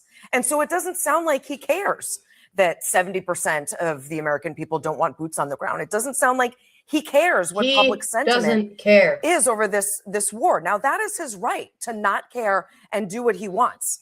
But I've never heard of a worse choice to make in an election year. And look, I mean, I think the American people understand that Iran is a bad actor, Scott, but the president has clearly not made the case to them that this particular action was necessary and warranted in this moment. Well, the reality is we're in it. And sort of the polling is somewhat irrelevant right now because we're already at 110, and the president needs to tell the country tonight, and I expect he will tell the country tonight how he intends to wrap up large-scale military operations and what he foresees beyond that. And I think ultimately, if we end this conflict having met clear objectives, they're not going to have nuclear weapons, they're not going to have missiles, they're not going to have an aggressive navy, and they're not going to be an exporter of terrorism. And we don't wind up in some prolonged conflict, and we do wind up in a situation where the other Gulf states and Israel are principally responsible for monitoring Iran over time, I think the American people will have judged that to be a good outcome. I agree with you. Most people believe Iran is a bad actor. They've been a bad actor for 47 years. If we defang them and we bring some stability to the Middle East and the world by this action, I think over time the American people will think it was a good decision. LOL. Sorry. I'm sorry, what does that mean? I know it's not your age group, but laugh out loud. I mean, is that a serious response to a serious answer? It is a serious response. Why? To what are those not worthy objectives? Can I finish? What wasn't a serious answer, which is this.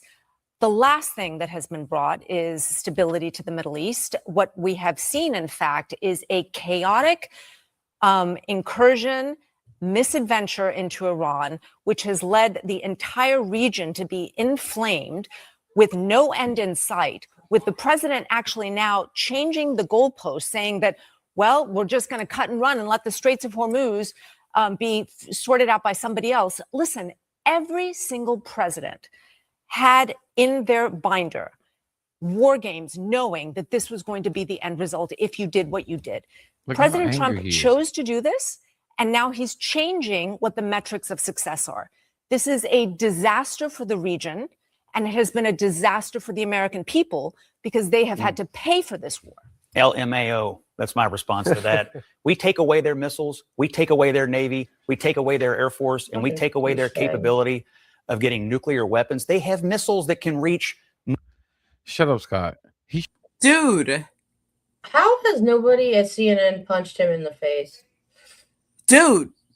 Am I tripping? Like, I would have fucking put hands on that dude on sight, bro. I would have dragged his ass over that table from across. What are we doing? Please, somebody. What is the point of CNN right now? What is the point? People, I swear to God, CNN is at this point where it's like, whoa, maybe we're showing too much liberal stuff. They are literally the Fox. They're Fox News 0.0 or whatever. It's vile. It's fucking vile. And they take these people, like people that I actually really like, and really wish would put more energy into places like us and places like all the other channels that we hang out with, you know what I mean?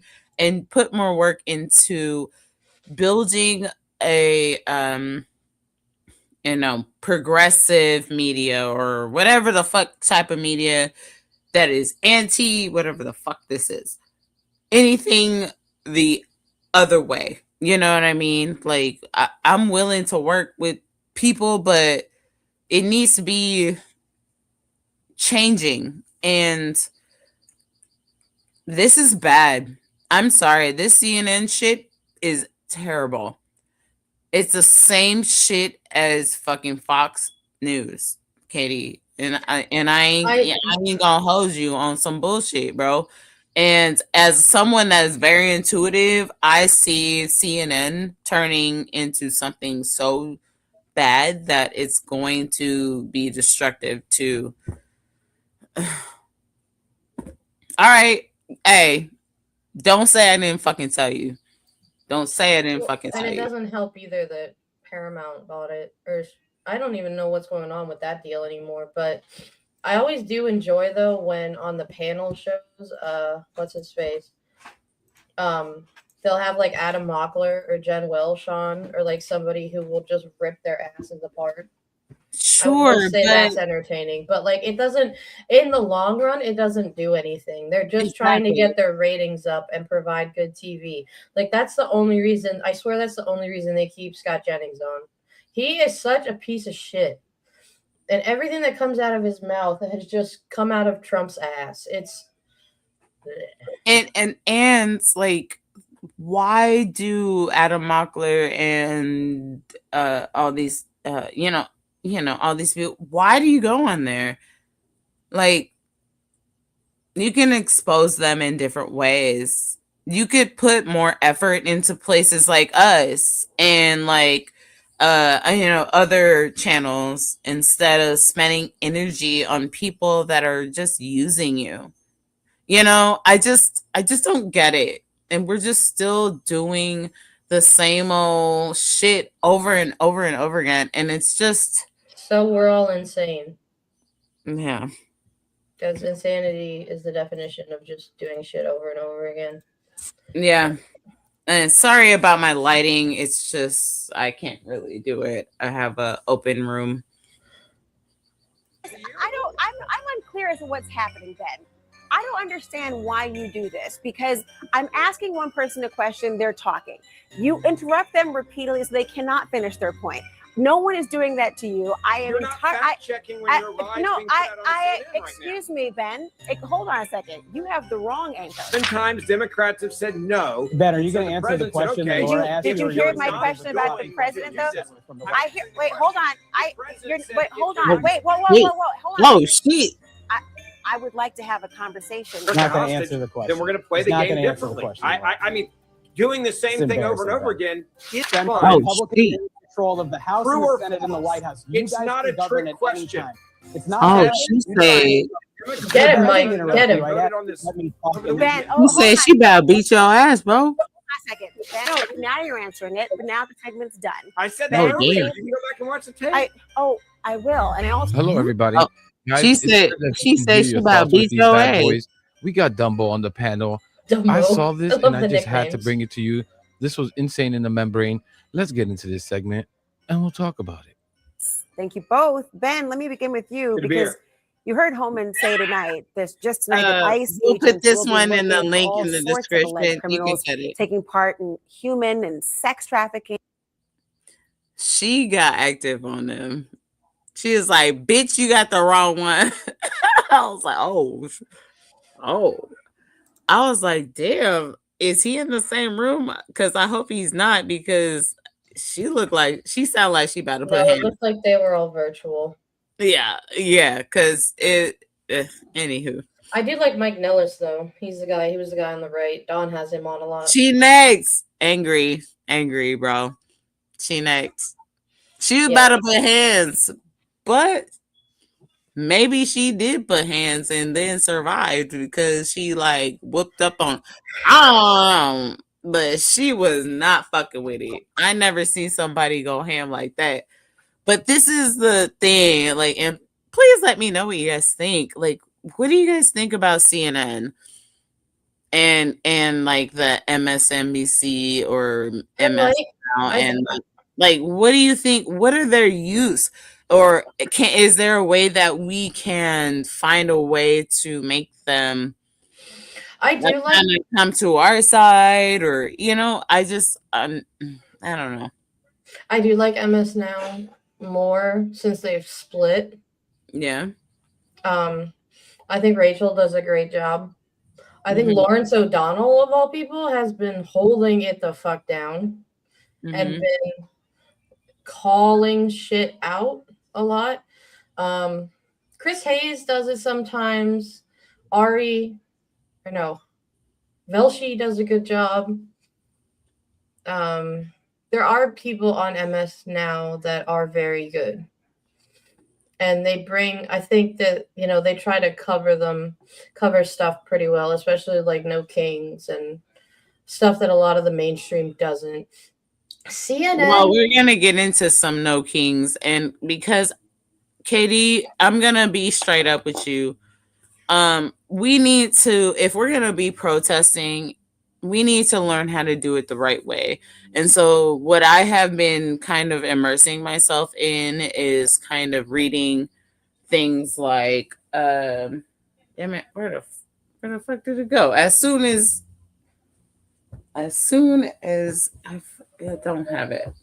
Well, I had the Malcolm X fucking shit right here. Jen Psaki is pretty good on MS Now. CNN. No. Malcolm X. I'm talking Malcolm X. Oh, well, Angry Army Vet was saying some stuff in the comments. So I got my Malcolm X shirt on today for you guys. I want everybody to look into the protesting strategies of Malcolm X. And I've been studying it myself. I got the damn book right here in my backpack, my Harry Potter backpack, my Mary Poppins backpack. It actually holds like literally everything. I got Mad Libs in here. No, I really mean it. I got Mad Libs in here. Did you do a special spell to expand it? I did expand. I got rock, paper, scissors. Oh yeah, you showed that before. And then I got I don't know. I got my Don Lemon fan. I got some Jaritos. This bag like really holds everything. It's like the thing I wonder about with CNN is I hold Don to a pretty high standard. He reports the facts. I do too. He has conversations with a lot of people and a lot of different views, but still has a lot of respect, and vice versa. So I do believe him when he says that some of the journalists at CNN are the best in the world. And I also do understand that there is that like corporate chokehold. And yeah, so it's like, I mean, I do see that they are kind of getting a bit more casual, but it's like, if I want accurate stuff, I'm going to go to Don Lemon and I'm going to. So Katie, can we kind of break off just for a second before we even move forward? Like just, this just me and you talking, you feel me? Because like, I feel like if we really want to make some change, first of all, we got to get creative. But secondly, it's people like me and you that are sitting here having these conversations that have never met in real life physically before, that just were like, hey, you know what? Let's just go ahead and do this because we care about shit. You know what I mean? And I just feel one thing that I will say about the upper echelon of the like the iHip news ladies and Don Lemon and Joy Reid, and they they don't seem to be interested in people like us, and that's and I don't think it's on purpose. I just think it's because of the way that they are like worked and work. You know what I mean? Maybe they just don't think about, like, I think they should reach down because there's so many people that are talented that can really help and could really help a movement, especially, and this is why I brought this whole segment up in the first place with the CNN. What are these people doing? What is the point here? That people like these independent media like Don Lemon and Joy Reid and Jim Acosta and all these people, and even lower echelon like Midas Touch, Francesca, John Idarola, all these people. I mean, shit. I mean, I could go forever. Why not like create the same type of media network the same way that the crazy ass manosphere do, or the crazy ass right wing does? You know what I mean? They got their shit in lockstep. So why don't we have the same thing? Why don't you have May Money on a Monday show with Katie? You know what I mean? Like, why not? You know what I mean? Why are these people out here doing all this fuck shit, actually actively harming people? By the way, they're actually harming people actively every day, and like people in our community they just kind of leave me and you down here on the bottom. I don't get that. Can I? No. You good? No, I understand. Here is my thing. I think that people like Dawn and Joy and the IHEP ladies and Jim Acosta, I think that is the big difference between sort of the right and these independent news media that we watch versus like the right manosphere people. Right. Because the manosphere people will just say whatever the fuck they want, and they'll be like, if you like this, great. If you don't, go fuck yourself. I do think that Joy and Dawn and like Jim and the iHip ladies, I do think that they do care about us, because they wouldn't be doing their broadcast if they didn't care and trying to bring us accurate information. But I do agree with you that I think that they need to put their money where their mouth is when they're talking about how they support the people. Yeah. And bringing like some lower level folks like us and our friends at We the People like on the show. And I think Don does a great thing with having us on when he does. I do too. He's the first person and the only person that has actually really done it. And then that's why I go on Lucas's channel, which is kind of problematic because it's a lot of these people are all about money and clout and clicks. And so that's another kind of problem, a barrier, I guess you could say, but it shouldn't be like that. But you know what I mean? That is also more on the right than it is the left, because the people like Dawn and Joy and Jim, yeah, they were let go, but like they have money. Right. And then the iHip ladies, like they're also, don't forget, like Jen is a famous interior designer and Pumps is a lawyer. So like, again, they don't have to do any of this. Right. Exactly. I'm over here brainstorming. I'm trying to figure out. I talk to every single person that I could fucking find on the fucking planet. I love talking to new people. I love meeting new people. It really helps me to navigate this situation because, first of all, being homies with everybody is a lot easier than being enemies. You know what I'm saying? And so that's why I just try to support everybody, and then I know it's gonna bounce back to me.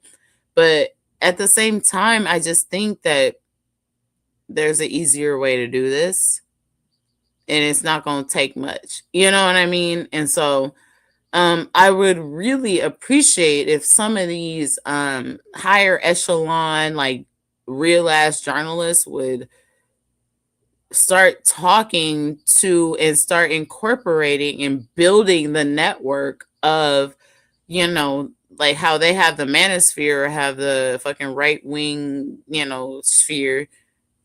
Like we need that shit over here. You know what I mean? Katie, if does that make sense to you? Like we need that shit to be active over here. We need all the people need to know who I am. You know what I mean? So that I can spread the fucking good word. And everybody need to know who Katie is. And everybody need to know who everybody else is.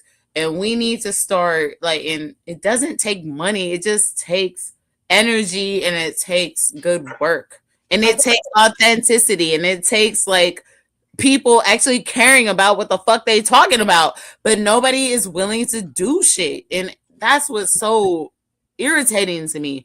Nobody's willing to sacrifice anything. Nobody's willing to fucking like just buck up and just be like, hey bitch, the next time you talk shit, we're actually gonna fight. Because the next thing you know, these bitches will back down immediately. I think that the big difference between us and the stupid guys on the right, nobody is paying us to bring you the truth. Mm-hmm. The only reason that those guys like Tim Pool and Alex Jones and like Joe Rogan and all these other people is because they're being paid by assets like AIPAC, Israel, and Russia, and because half of those people that say all that shit, like behind closed doors, they don't say that. And it takes bravery for us everyday people to be here sitting and talking and being like, excuse me, y'all hear about this? Like, you know what I mean? Where are we at in our thing? Because I want to play one thing. Well, we're at our last segment. We're at our last segment? And then palate cleansers, yeah.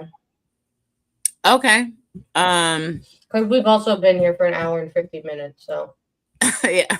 What are you playing next? Can you let me know? White America, Raged and Furious. All right, let's go. Let's do it. Hey, everybody. Hey, please be sure to like, comment, share, subscribe. We trying to share this stuff. This is something that I've found myself very interested in, and I'm gonna dive as deep as I can into how to start getting protests to work. And this is interesting, and let me know what you think. I want people to talk to me in the chat. Don't be on some old other shit and not just sitting here on some sideways shit. I need y'all to be engaged in our conversations because I'm curious what you think, so you can help me help you. Try to figure these things out. So, and we will definitely be checking in with our audience before we dip out. We're not gonna leave you guys hanging, okay? So stick around. But I thought this was very intriguing, and so just go ahead and run it, Katie. Out to protest against Trump, we learned that there is nothing much these protests have achieved. And some white commentators have come out to start saying that they wish Black people would be involved in these protests because for them, they believe that Blacks are the ones who know how to protest. They're looking at their return on investments, especially when it comes to their involvement and the outcomes. And much of what they're seeing is not what they desired this protest to achieve. I don't know what is their end game. I don't know whether their end game is to make Trump resign or to make Trump change his policies. I don't know what really they want to achieve in the end. But I believe they are making a statement that they are not happy or they're not convinced with how Trump is running the country. But then again, look at how they are protesting and how blacks have been protesting. Remove the violence that has been stigmatized when it comes to the issues involving black people, because sometimes you find that when blacks go to the streets, the police use against them is kind of aggressive. And therefore, when that happens, it is quite automatic that violence has to come out. But when we check at the overall outcome of what black people are always able to achieve with their protest, they are tangible things. And look at the civil rights movement. It in itself is a show and a testament that black people can achieve things through protests. But whites are not convinced that protests can really achieve anything. And this also reminds them that when you're making decisions on the ballot, you need to be very careful.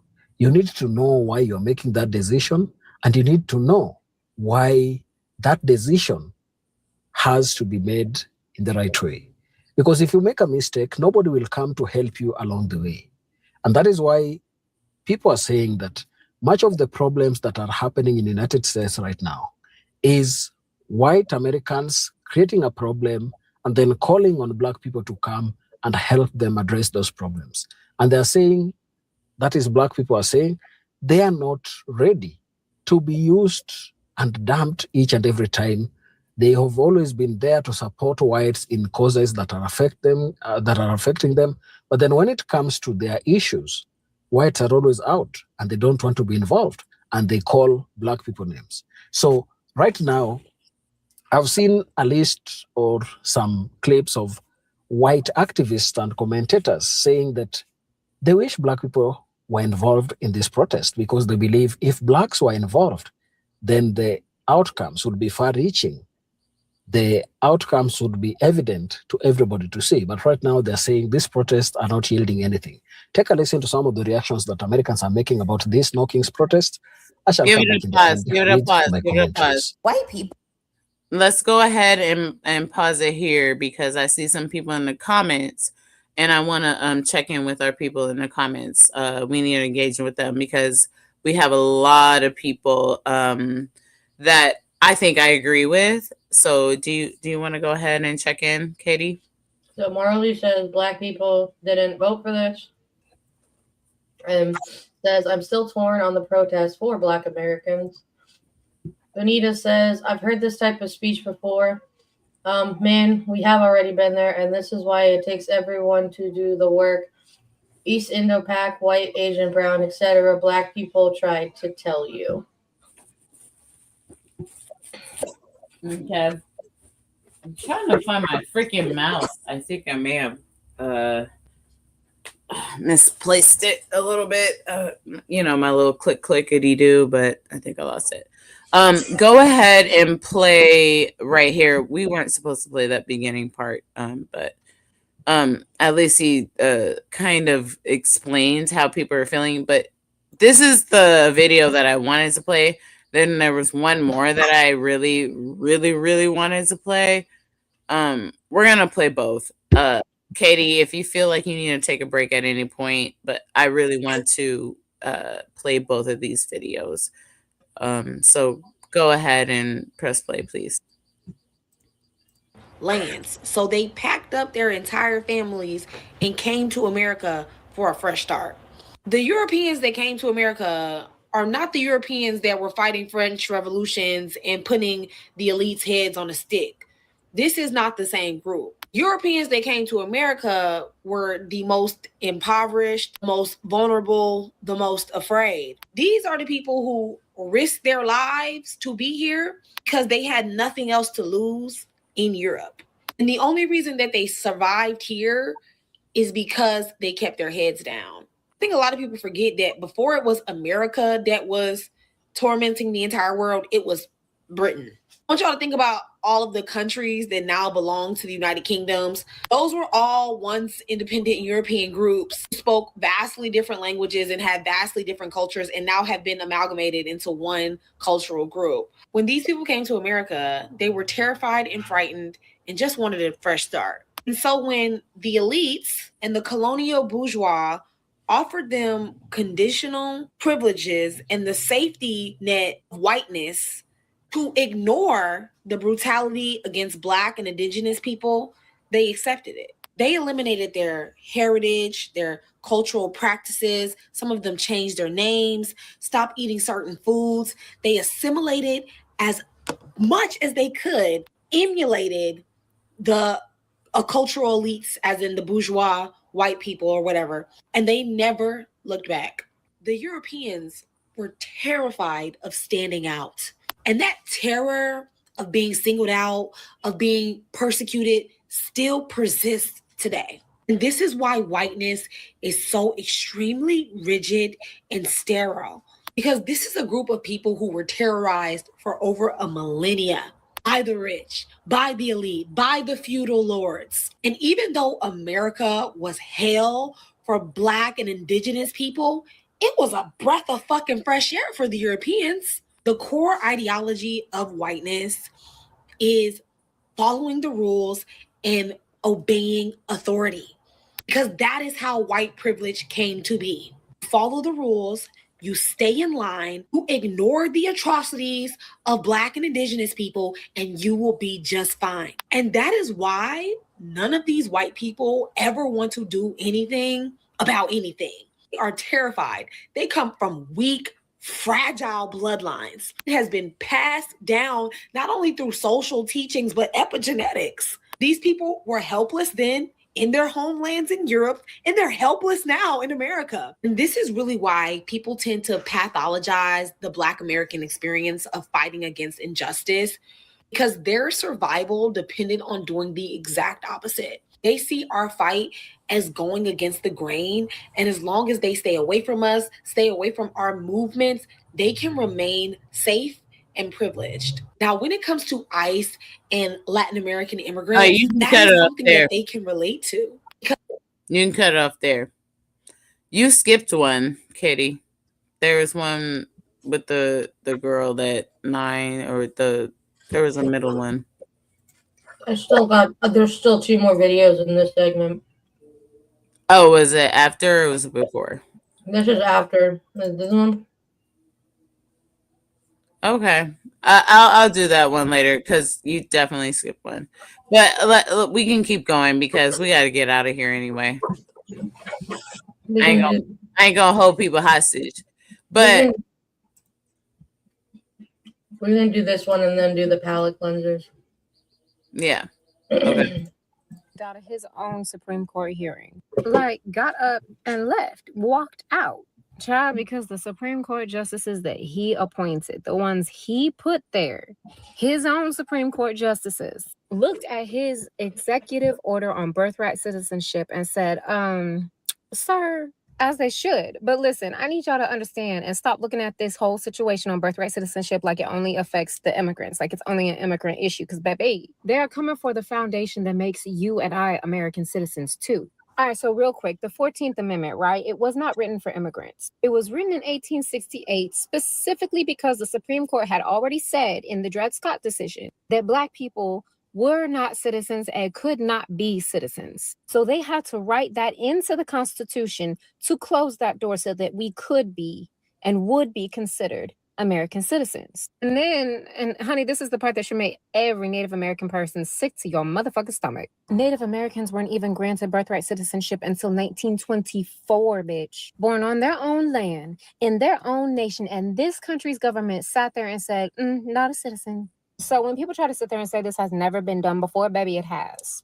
It has. Here's what I need y'all to understand. The legal argument they are making is that if your parents do not have full citizenship, full legal status, and you don't automatically get citizenship, even if you are born here. Now, enslaved Black people did not have citizenship. Their children were born here, but they had no legal status until the 14th Amendment. This country literally said not a citizen to Black people until the 14th Amendment forced them to allow Black people in America to have citizenship for being born here. So now they're asking the Supreme Court to crack that argument back open, to open that door back up, when the 14th Amendment was supposed to close that door forever. So baby, I need you to understand, this is not somebody else's problem. This is a Black problem. This is a Native American problem, because the 14th Amendment is Black history. It's Indigenous history. It is the legal floor that keeps certain people from being able to disappear us on paper. The 14th Amendment was supposed to put a lock and a metal seal on that door. And baby, they are down there with a crowbar trying to pry it back open. Because when they said make America great again, what they meant was make America white again. You heard the man say that they don't have people in this country that they feel like they belong, whether they've been here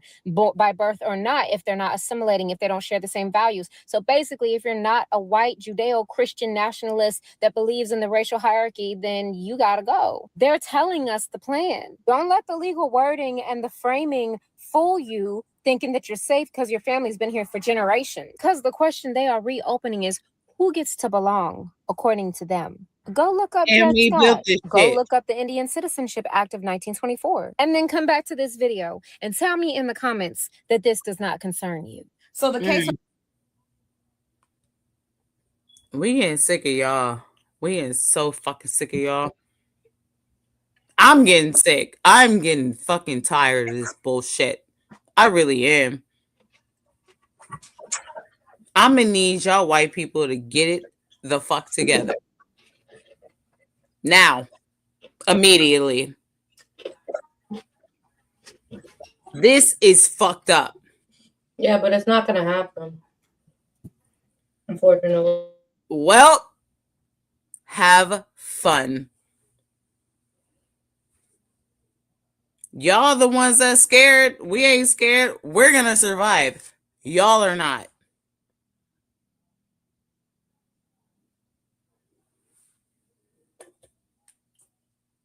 I promise you that. Y'all are the ones that did this to this fucking planet.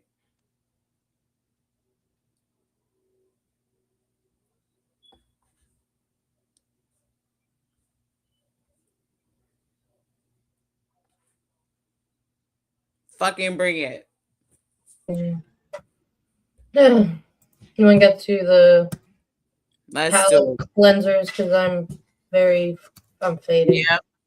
Yeah. I'm sorry. We should. Oh boy. I mean, my little Howlwoods, you look like absolute shit. Is something wrong, or do you always look like that? Did I hear the news? No, I've been torturing Dick Cheney by forcing him to motorboat Kristi Noem's husband. What happened? Oh my God, you were fired. That is so sad. Starburst? No, Pam, that's crazy. It's not expected, but it's crazy. It's like watching a raccoon get kicked out of a trash can for being too messy. You know, it just doesn't make sense. So what can I do for you? I'm sorry. Did you say you want your soul back? Oh God, pay me. I wish I could. I really do. But here's the thing. If I return the souls to everyone who sold them to me for a job with Trump and then got fired, I mean, looking at my stock here, I mean, I would have no inventory left. Sure, first it's just you. But then who's next? Kristi Noem? Eventually Caroline Levitt, probably? You want to look at the contract again? Okay, Miss Lawyer. Pulling it up and yep, you see right there. Seller of souls, Pam Bondi. Buyer of souls, Satan. Good for one free Trump job. No refunds, no returns, no scrubs. Listen, because I'm a businessman and I like you, and you're one evil bitch. No, ma'am, I'm not just saying that to gas you up. I'm not. You're on my Pinterest board. How about you testify in front of Congress over those files, and then you read Trump to feel like it's story time at the library. And in exchange, I will get you a job I know you are qualified for. Yeah? Okay, that sounds good. What's the job? I am personally going to get you hired as a waitress at the Cracker Barrel. Bye-bye now. Is that Caroline? Oh, Pam, you know. Oh my God. A waitress at the Cracker Barrel. I love him so much. And he hella fine too. I'm like, damn. All the gays be the most handsomest dudes in all the lands. They're all gay. What's up with that? It's because they take care of themselves. Yeah, I know. I mean, damn. Oh, this is hella funny and so cute. And can we exit our people? First of all, thank you guys so much for being here. It was a great day. I had a few shots of tequila today with my friend, and I'm going to my first strip club tomorrow morning. It's spring break, and my friend, it's her birthday, so I'm going to my first strip club birthday party, and so I'm so excited. I just want to live life before I fucking die a horrible death with this bullshit that's going on. You know what I mean? I just want to do some fun shit. And so I just love you guys. And yeah. Anywho. And thank you so much for being here. Everybody that's new, everybody that's old. We love you guys. My homie Katie is one of the best people that's ever walked the fucking land. You feel me?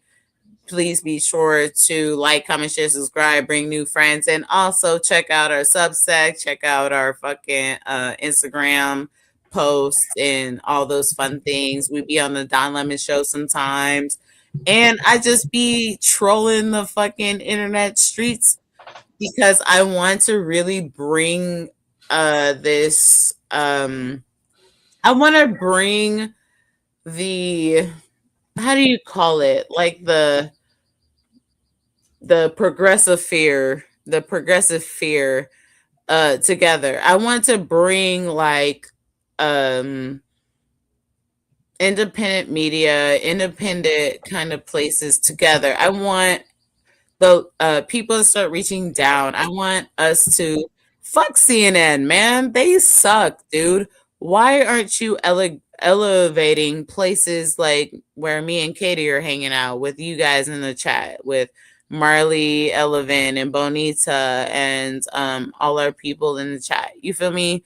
Like, why aren't we doing things like this more often than being worried about what's going on with these places that are really harming us and really taking away from us and really actually fucking us up, killing people, murdering people, and don't give a fuck if they do. Like, I just don't understand why we aren't putting more energy into the right places. And that's why I started this channel. That's why I love hanging out with you guys and being here. And that's why I come here all the time. And that's why I started this. You know, that's just what I be thinking. You feel me? What do you think, Katie? I think it's almost my bedtime. All right. Yeah, it's probably hella late, huh? I'm sorry. I always forget about that. No, it's okay. It's almost 10, and I'm just trying to. Yeah, you fucking getting sleepy, bro. Well, yeah, and I also wake up like 4 times a night, so. But we'll do this last clip. Thanks for watching. Oh my God, this is a good one. Thanks for watching this episode, guys. We love having y'all with us. For sure. Bro, I'm not tripping. Y'all hear that? There's a cat. I hear a cat. Oh my God, she's right there. It's a kitten. Bro. Poor little kitten. I got you, okay? We at the shop now. We gonna get you out, okay, buddy? We gonna be all right. You know what's crazy? Like literally the past week, I've been looking up like dogs and cats, and then God gives me the sign of like a cat being underneath my car. Here she is. Little kitten. She's a feral cat. Apparently she's spicy. I took her to the vet. The vet said, no, I'll take her to the animal shelter. I did. And they wanted to put her down because she's too young. I said, no, I'll give her to him. So I'm gonna take her home. This is my new best friend. You feel me? We're good, right? My little burrito. Sorry, I know you might not like this, buddy. Look at all those fleas, Miss Pantalone. Stop dying. You can literally chill on my bed after you get all these fleas out. Oh yeah, I feel good, huh? You like that? You shaking. I'm letting you use my towel too. This is like one of my favorite towels, man. Sticky pants. Feel better? Oh yeah, you've been holding that in all day, huh? Focus. Focus. Good job.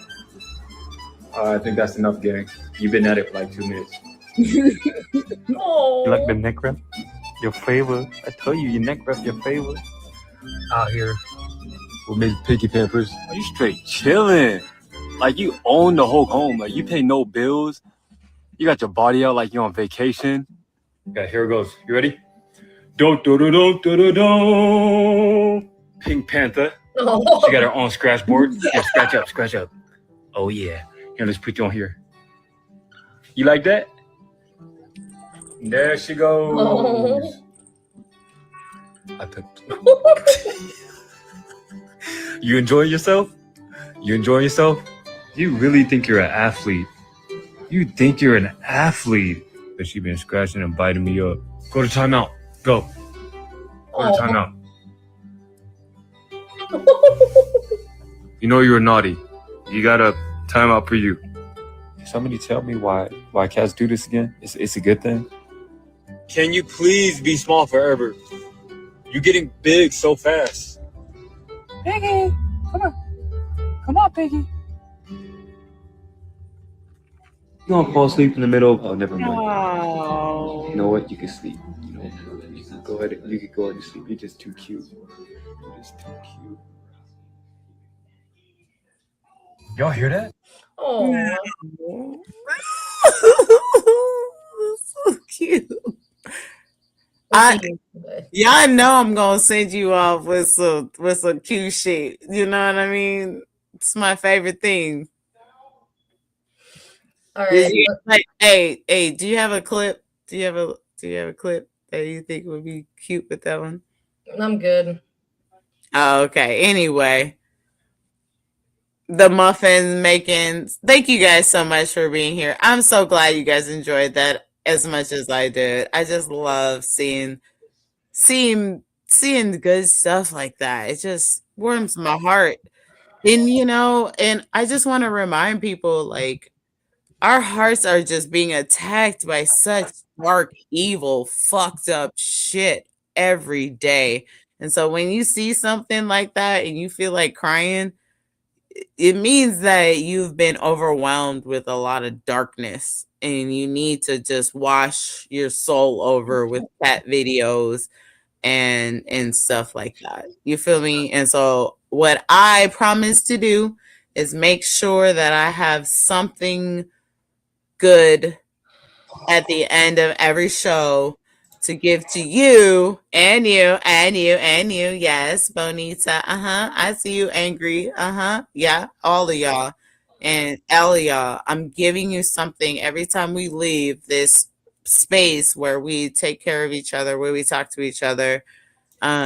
Something positive to leave, and then we'll also give you our information where you can send us emails or Instagram DMs and all sorts of things like that, so that we can also be in touch with each other. You're always welcome to hit me up. I'm an open book. I'm a tarot reader. If you want a tarot reading, I charge $25, just to, make it through the life in the world. You can go ahead, hit me up with that. So there's all sorts of things you can do. This is a community. This is a place that we're trying to build, and a place that is will be healthy for our community. So, yeah. Anyway, I think that's all we got to say, right? All right, then, y'all. Thank you so much for being here. Thank you so much for being here. Keep it gangster.